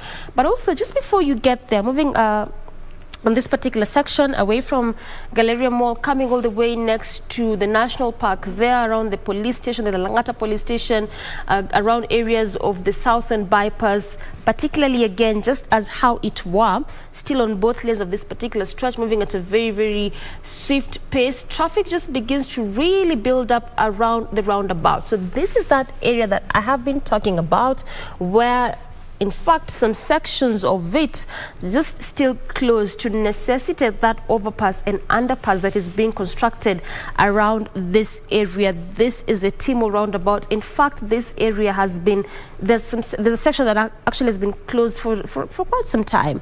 That closure happened around 2021, late there. Actually 2020, late there, just for the purpose of that construction. So this is supposed or expected to ease traffic congestion around this area, given the fact that it is one of those busy areas. Talk about the businesses, companies, quite a number of industries along this particular route, and also given the fact that it serves residents along areas of Langata Road. So this overpass and underpass is actually taking shape in 7 phases. What had been happening sometime in 2021 was just try and assess how this project is going to shape up once it commences. And just as I mentioned, the overpass, they're supposed to serve vehicles heading to sections of actually underpass supposed to serve vehicles heading to sections of Rongai there, and the overpass is supposed to serve vehicles or actually areas heading to Nairobi West, and some sections and joining just areas around South Sea there. So this is part of why this overpass and underpass is being constructed there. And like I mentioned, taking place in 7 phases. So what is currently happening is at least the 2nd phase and the 3rd phase. After that assessment, they began the construction process, and that is why it's also resulting to this heavy kind of traffic. In fact, throughout this entire roundabout, this is what you are seeing this morning, traffic being witnessed throughout, basically around the entire roundabout. In fact, in some sections moving at a very, very slow pace, particularly as you head over to Maimahi Road. This is as you head over to areas of Nairobi West, and also leaving that section, coming to some areas around Mbagathi Way as you head over to City Center, coming through areas of High Rise as well, just before you get to the City Mortuary roundabout. So that is where you're really seeing, traffic really building up on that section, and also slightly just past, slightly before you get to the roundabout as well, also on that area, traffic really being witnessed, but still looks like not so bad around that area. Quite a manageable kind of traffic away from the roundabout as you head over to the city center, also not bad at all. So again, this will clearly remain one of those key road and areas of focus up until you see that construction process complete around areas of Langata Road. But at exactly 7 minutes past 9 a.m., that is what you have on the roads this morning. We take a very quick breath and return with plenty more of Good Morning Kenya. Stay with us.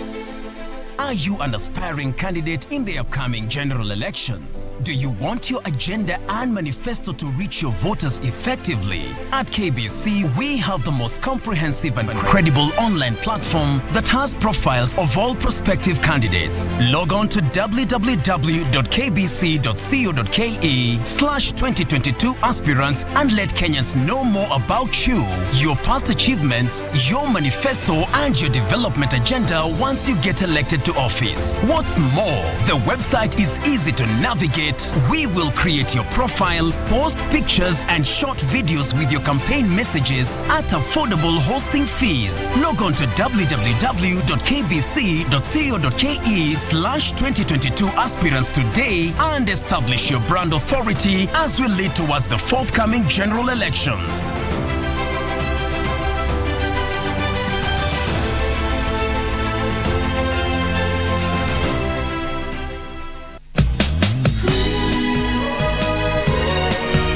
Crazy? If you want to die, go ahead. Don't get me involved. Tell me now, you knew Pinky was killed by Jack a long time ago, didn't you? Are you all finished here? Stop causing trouble in my house. I don't want money. I want my sister back. I really didn't kill your sister. Ethan, do you want me to call the police? We're standing on the road. This isn't your turf. We're doing nothing wrong. Even if the police do come, they can't accuse us of anything. is Jack at home? I'm taking him away from here. It's the only way I can save him. What? A true love in which family will be the main hardship to achieve happiness. Well, I understand it, Mom, but I don't want to break up with Adrian. Paulina will have to confront her own father. And Adrian will suffer due to his sister Julieta's obsession. No! Not with her! No! Not with her! No! Paulina is the woman I truly love! No! But regardless of jealousy and intrigue, Karen, open the door, please! they will fight for their love until the end.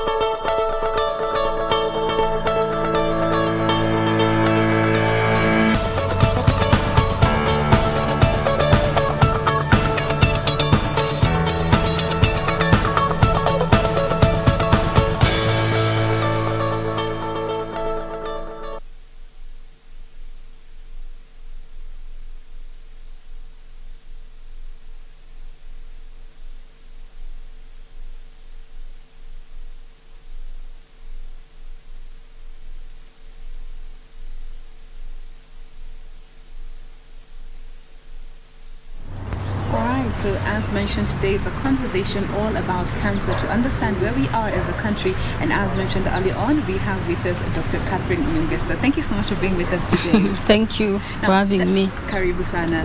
Tell us a bit about your background when it comes to cancer treatment. We do follow the international cancer treatment guidelines, and more so we even have our own local cancer treatment guidelines. So we really follow science in giving treatment. So basically we stage the cancer to know what stage it is and then what is the best treatment recommended. Putting in mind, we always have also multidisciplinary care whereby we involve other disciplines in discussing the patient and giving the best way forward. One of the treatment includes surgery, you can give radiotherapy or chemotherapy, and sometimes a patient may have all the three treatments in a special sequence depending on the type of the cancer and the stage of the cancer and even the patient's preferences. All right. Now tell us a bit about the situation. You know, when you were setting up this beautiful institution in line with the fight against cancer, where were we as a country when you were setting up and just looking at the journey and how far we have come in the number of years you have been working? So I look at it more than 10 years ago. To be precise, it was in 2020. And at that time, 2010, sorry. And at that time, we had very few cancer centers in the country. Patients had to wait for months. In fact, it was only mainly one public center that was offering affordable treatment. So patients had to wait for many months or travel long journey before they can get access to cancer care. And I remember one of the patients asked me, "Doctor, why are you giving me an appointment for 6 months down the line? What will happen to me 6 months to come?" So I said, probably instead of just waiting and lamenting, I took a step forward to see if we can set up a center that could bridge part of that gap. And at that time, I thank God because the center came in handy and bridged that gap of delay in seeking care. We are able to offer timely chemotherapy, and later we had acquired the radiotherapy machine, so radiotherapy was also given in a timely manner. And I can just be grateful to God because of the success stories that we have had of the patients who've been treated and got better after our care.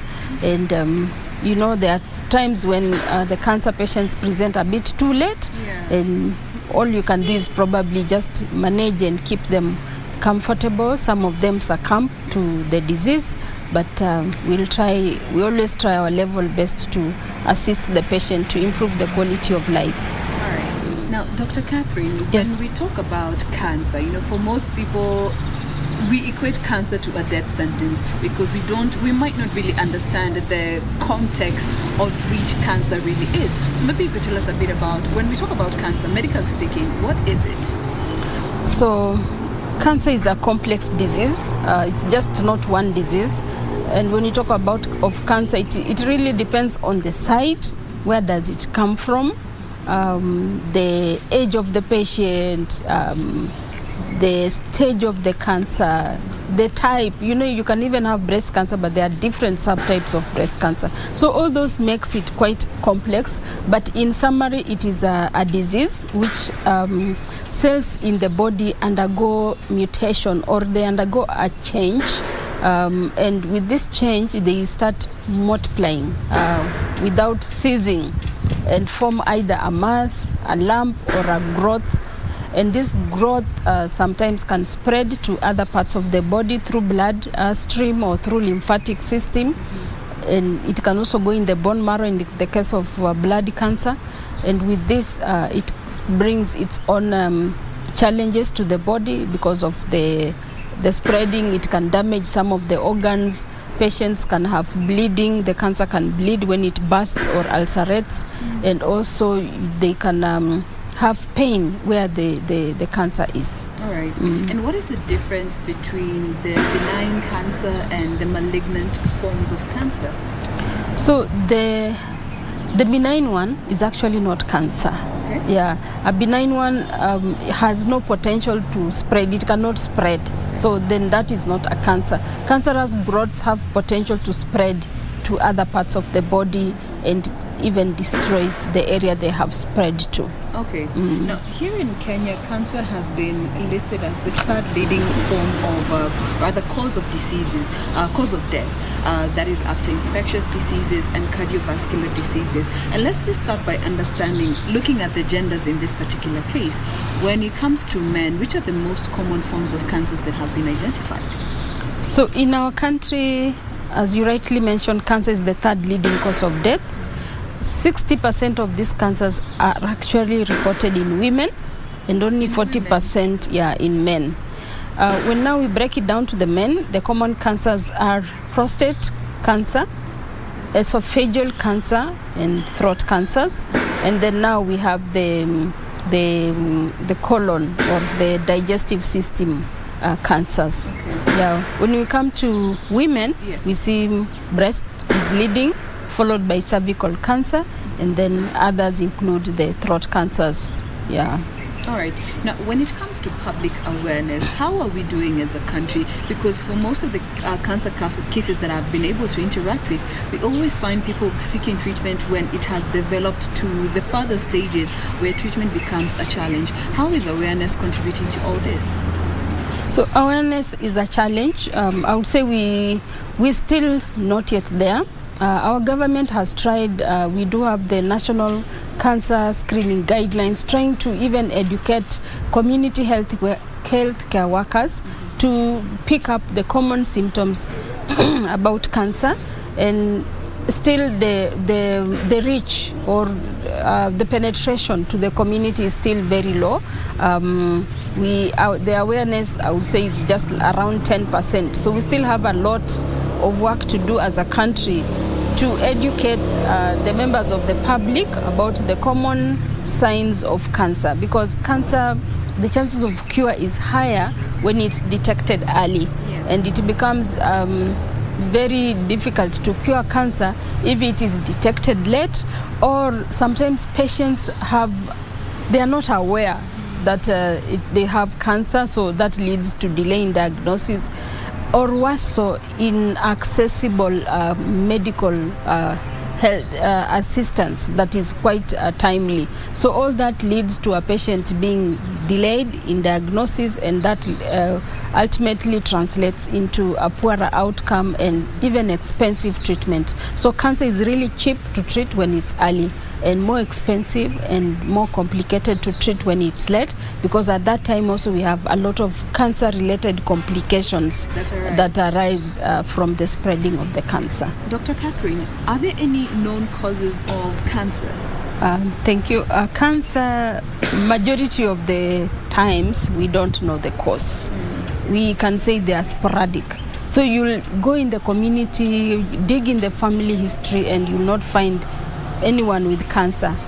So you are like the first one presenting with that cancer in your family, and like you get shocked.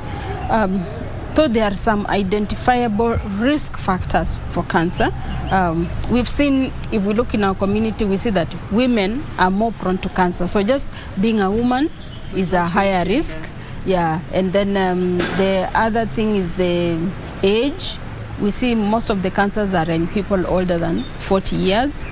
Then use of tobacco and alcohol increases the risk. Infective agents, for example, hepatitis B can cause liver cancer. HPV will bring about cervical cancer. And then we have EBV, some viruses or flu-like viruses which can bring throat cancer in patients. Now, that brings me actually to childhood cancers. In the recent years, we've been seeing more and more cases of childhood cancer being reported. Is it something that is also being noticed by medics in your space, or what is actually the main cause of childhood cancers? So childhood cancer is rare in our country. In fact, about 3,000 new cancer cases every year compared to 42,000 in adults. So it is a rare disease. Unlike the causes of childhood cancer, for adults, like smoking, use of alcohol, children have none of those. So we suspect that it could be also sporadic, where the cells just undergo mutation and start multiplying abnormally. We know that children are growing and their cell multiplication is very fast, trying to differentiate into different organs to mature, and something can go wrong somehow. We also do have inheritance of some genetic mutations. For example, we call the retinoblastoma gene, which can predispose a child to bone cancers and even eye cancers. This can run in the family. We have other genetic mutation, we call them we call it xeroderma pigmentosa, where a child is just prone to getting skin cancer. This is also still transmitted genetically. And then we also encourage that when women are pregnant, they should not involve themselves in use of tobacco, alcohol, or even undergo radiation exposure, because they'll expose the unborn fetus to radiation. Also, we encourage women to only use medicines approved by the doctor, and not just to take just medicines without any special guidance. The doctor should advise them if it is safe to use it in pregnancy. Right. Also eating soil. I see a lot of women in the village, chewing soil, and you don't know what chemicals are in that soil. Yes. And it can be absorbed and affect the fetus, and in future can bring other diseases, including cancer. All right. Tuache kusema ni mtoto anataka mawe. Ati anataka mawe. Hapana. Because there are some minerals you are eating in that soil, yes, which may be carcinogenic. Yeah. And you don't know. And you don't know. Now, that brings me to now the signs and symptoms that, we might not be aware to or alive to that could actually be pointing to one cancer or the other. Tell us a bit about those general signs that we need to look out for. Okay, so cancer generally will present with more than one sign or symptom. It will be a collection of them. But I'll just mention a few of the general ones, like weight loss. Sudden weight loss, and it's unintentional. You're actually not like working out, but your pain is your weight is just going. You can have a lump or a growth that is progressively increasing in size. It may be painful or non-painful. Change in bowel habits, change in like you go to pass urine, you'll have blood in urine, bleeding from the body of unexplained cause, and then I would say coughing that just persists and it doesn't go away despite treatment. And if we just narrow down to the common cancers, say breast cancer, you'll have a lump in the breast, lymph nodes in the armpits, you could have around the collarbone area. That lump can burst through the skin. Sometimes you have like pudorangine. That's an orange peel-like appearance of your breast. It's swollen and it looks like it's an orange or an onion. Those pins inside the skin of the breast. So that is a bit worrying. If it is cervical cancer, women will present with abnormal bleeding, pain on having intercourse, abnormal vaginal discharge. This is just one of the commonest symptoms. If we look at men with prostate, they'll have difficulties in shedding, micturition, a weak stream or passing urine. Sometimes the urine can get blocked. It doesn't come out easily. They strain a lot. If we look at throat cancer, you'll have a hoarse voice, soreness in the throat, difficulties in swallowing, and weight loss. These are just some of the common symptoms. But having said this, we know that these are generally symptoms that occur even with infections. Most of these symptoms actually occur with other diseases. They occur with infections, even with cardiovascular diseases. So for you to pinpoint and say it is cancer, the symptoms should be persisting at least for more than 2 weeks. And it will need a medical diagnosis. The doctor will have to confirm by doing a biopsy or taking a tissue from the growth or from the blood to confirm that it is cancer. What about in children? Because like you mentioned, we see the eye cancers, blood cancers, and especially in children. Are there any common symptoms that we can be able to look out for and know that this could be a telltale sign? So cancer is a great mimicker in children. In fact, it mimics all the infections a child can get. For example, with the lymphomas, they'll present with swollen glands in the neck. This is also common in flus. They can present with gum bleeding, nose bleeding. If they have blood cancer, they'll have bone pains, joint pains. You'll find a child just not playing the way they're supposed to play. All the time they run out, play a little bit, they come to lie down, they say, "Oh, Mama, I'm tired." "Oh, teacher, please, I'm tired, excuse me, I can't play." They don't want to eat. They may have abnormal growths or swelling on their body. So you have to really be on the lookout.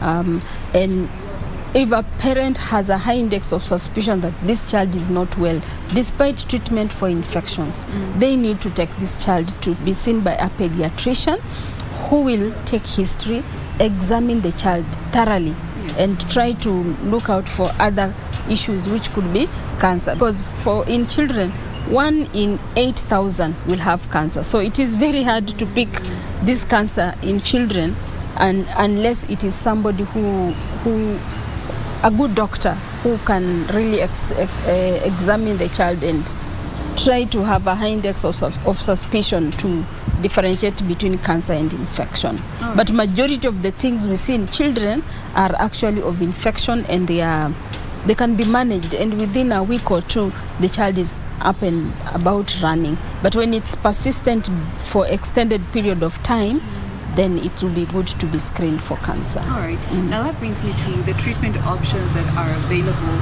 when it comes to cancer treatment, and especially here in the Kenyan space, and also just what you offer here at Texas Cancer. So in the Kenyan space, we follow science. We really try to embrace multidisciplinary care, because cancer is a complex disease. Yes. So not just one doctor can manage. It involves all the way from the nurse, the nutritionist, the counselor, the doctor, who could be a surgeon, an oncologist. We have medical physicists, we have radiotherapists, you have radiologists. So it is a whole, I cannot even name all of them. But for you to confirm cancer, number one is you need a tissue diagnosis. Mm-hmm. So the tissue will be taken to the lab, and the pathologist will be involved at that point in time. Once they confirm it's cancer, the patient will go back to the doctor, mm-hmm. who will try to know what stage it is. Based on the stage, if it is early stage, surgery will be recommended. So the surgeons will come into play. And which stages are these? So we have early and late stage. Early stage is stage 1 and 2, where the cancer has not spread further, and then stage 3 and 4 when the cancer has spread. And generally with stage 4, it means it has gone to distant sites. Maybe it started in the breast, now you have it in the lung, in the liver, so distant spread. So as I mentioned, for stage 1 and 2, most of the patients will need surgery, so the surgeon is involved. Mm-hmm. And then when you come to stage 3, now there it's a combination. The surgeon may say, I think you need to reduce this disease by giving chemotherapy, then I can operate. So you have to involve the medical or clinical oncologist in that aspect. And then when it's stage 4, you'll find now the primary treatment will be chemotherapy, so you'll involve the medical or clinical oncologist, but surgery still may come in to relieve some of the distressing symptoms like bone pain. Maybe there's a broken bone somewhere, needs to be fixed. So really it is multidisciplinary. And in summary, the treatment could be surgery, which involves cutting or removing the tumor. You can use chemotherapy, where we give drugs either orally through the mouth or through the vein. We also have immunotherapy, we have targeted therapy. So there are a lot of developments in the chemotherapy space. And then radiation therapy is using machines to treat cancer. These are X-ray equipments. And in our country, I would say we have really grown in the past 10 years. We have all these treatments available in the country. We have national cancer centers offering all the three. We have county hospitals offering, say, surgery and chemotherapy. So there's a lot of growth, and I'm just seeing more and more growth in the coming years. We are training doctors to try and bridge the gap, because we had very few oncologists. So now our local universities are training doctors, they are training clinical officers in oncology, nurses in oncology, medical physicists, radiotherapists, pathology. There's just a lot that is going on in this space, including even the infrastructure. Multidisciplinary. Yes. Now, on the other hand, when it comes to the growth that we have seen as a country, the finances always become an issue for many Kenyans when it comes to seeking treatment. And for some, they'll actually say that, finances are the reason as to why we have not sought treatment. What can be done, or just paint for us a picture when it comes to the financial obligation that comes into play in cancer treatment? So the financial burden for cancer care is high. One, because of the multidisciplinary care.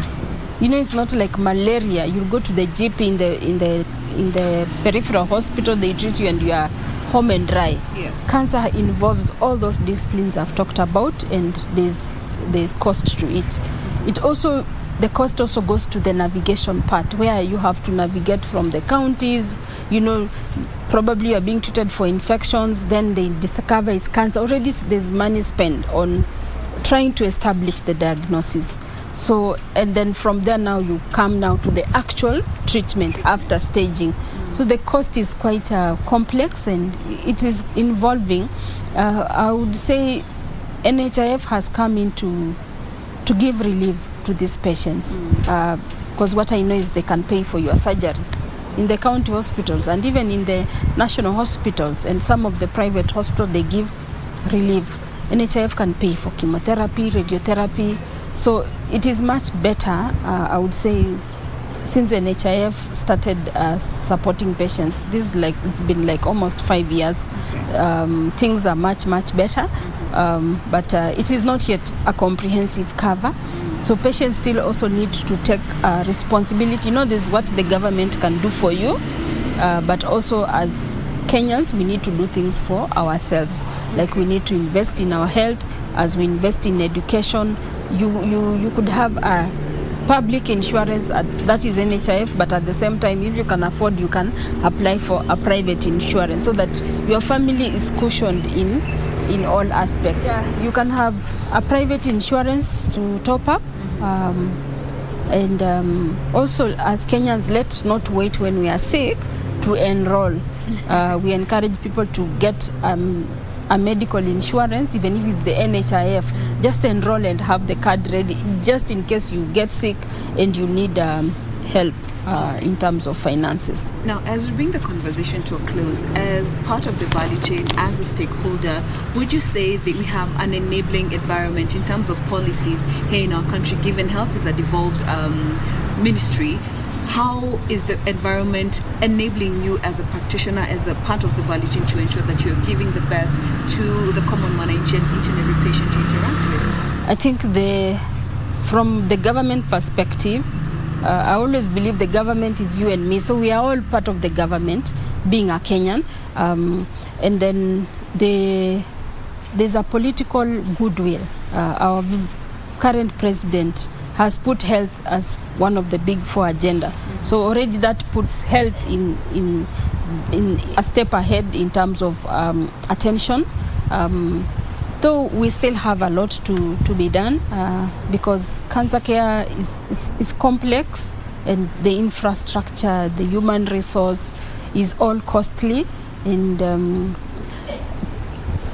I would say probably our government need to give soft loans to health institutions to strengthen them, to be able to build good infrastructure, to be able to offer this very essential cancer treatment or cancer care service. I've seen, I would say in the past few years, we already have big national centers. The government has invested in those big national centers like MTRH, Kenyatta University, Kenyatta Hospital. So there's so much positivity, and all I would say is that the government should continue providing an enabling environment for this kind of healthcare growth to go on. All right. And for those that may be seeking treatment, what services do you offer here at Texas?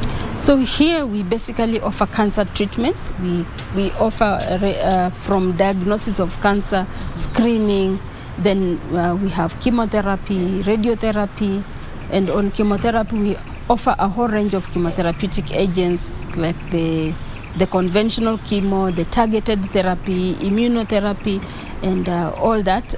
We also have outpatient services, inpatient services.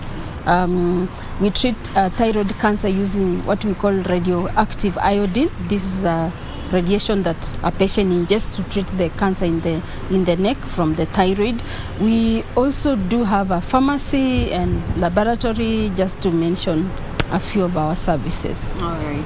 Thank you so much for being with us today. How can we find you on social media? So you can find me as Dr. Catherine Nyongesa.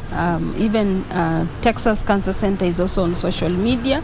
You can also go online, Google us, drop us an email on info@texascancercenter.co.ke.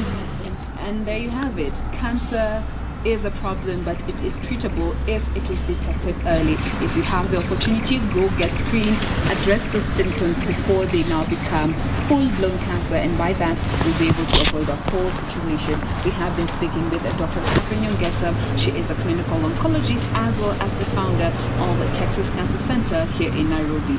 I am Jen Wambui. Thank you for being with us today.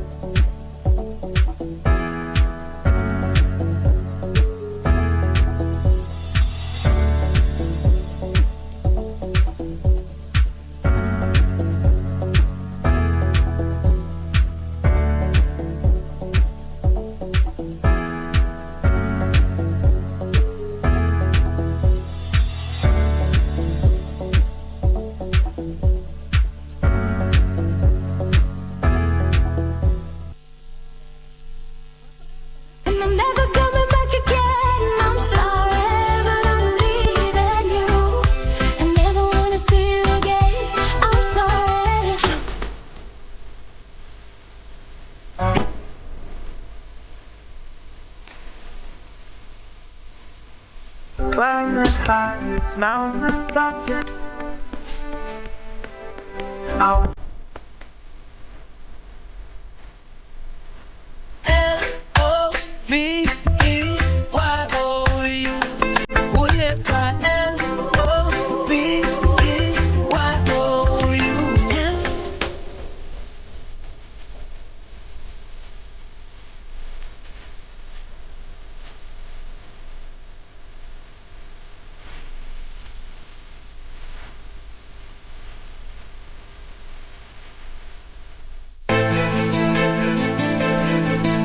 Trust me, Maya anafanya hivi kwa ajili ya manufaa ya kampuni hii yetu siku zijazo. Roho yangu ndio inauma.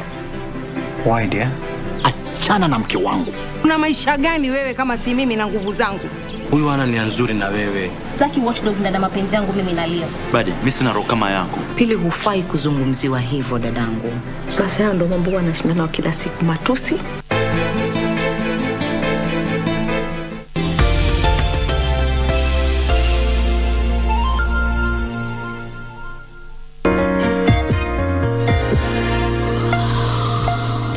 Hii ni Mitikasi leo, makala kutoka BBC yaliyomo. Huku watu wengi wakiendelea kuhama vijijini na kuelekea mijini, tunaangazia jinsi ya kuimarisha maisha katika miji mikuu. Baadaye uimarishaji wa mifumo ya usafiri wa umma barani Afrika. Kisha ukame waendelea kukithiri Ethiopia, Somalia na Kenya, huku takriban watu milioni 16 wakihitaji misaada ya chakula. Mubashara kutoka Nairobi, Kenya, usibanduke.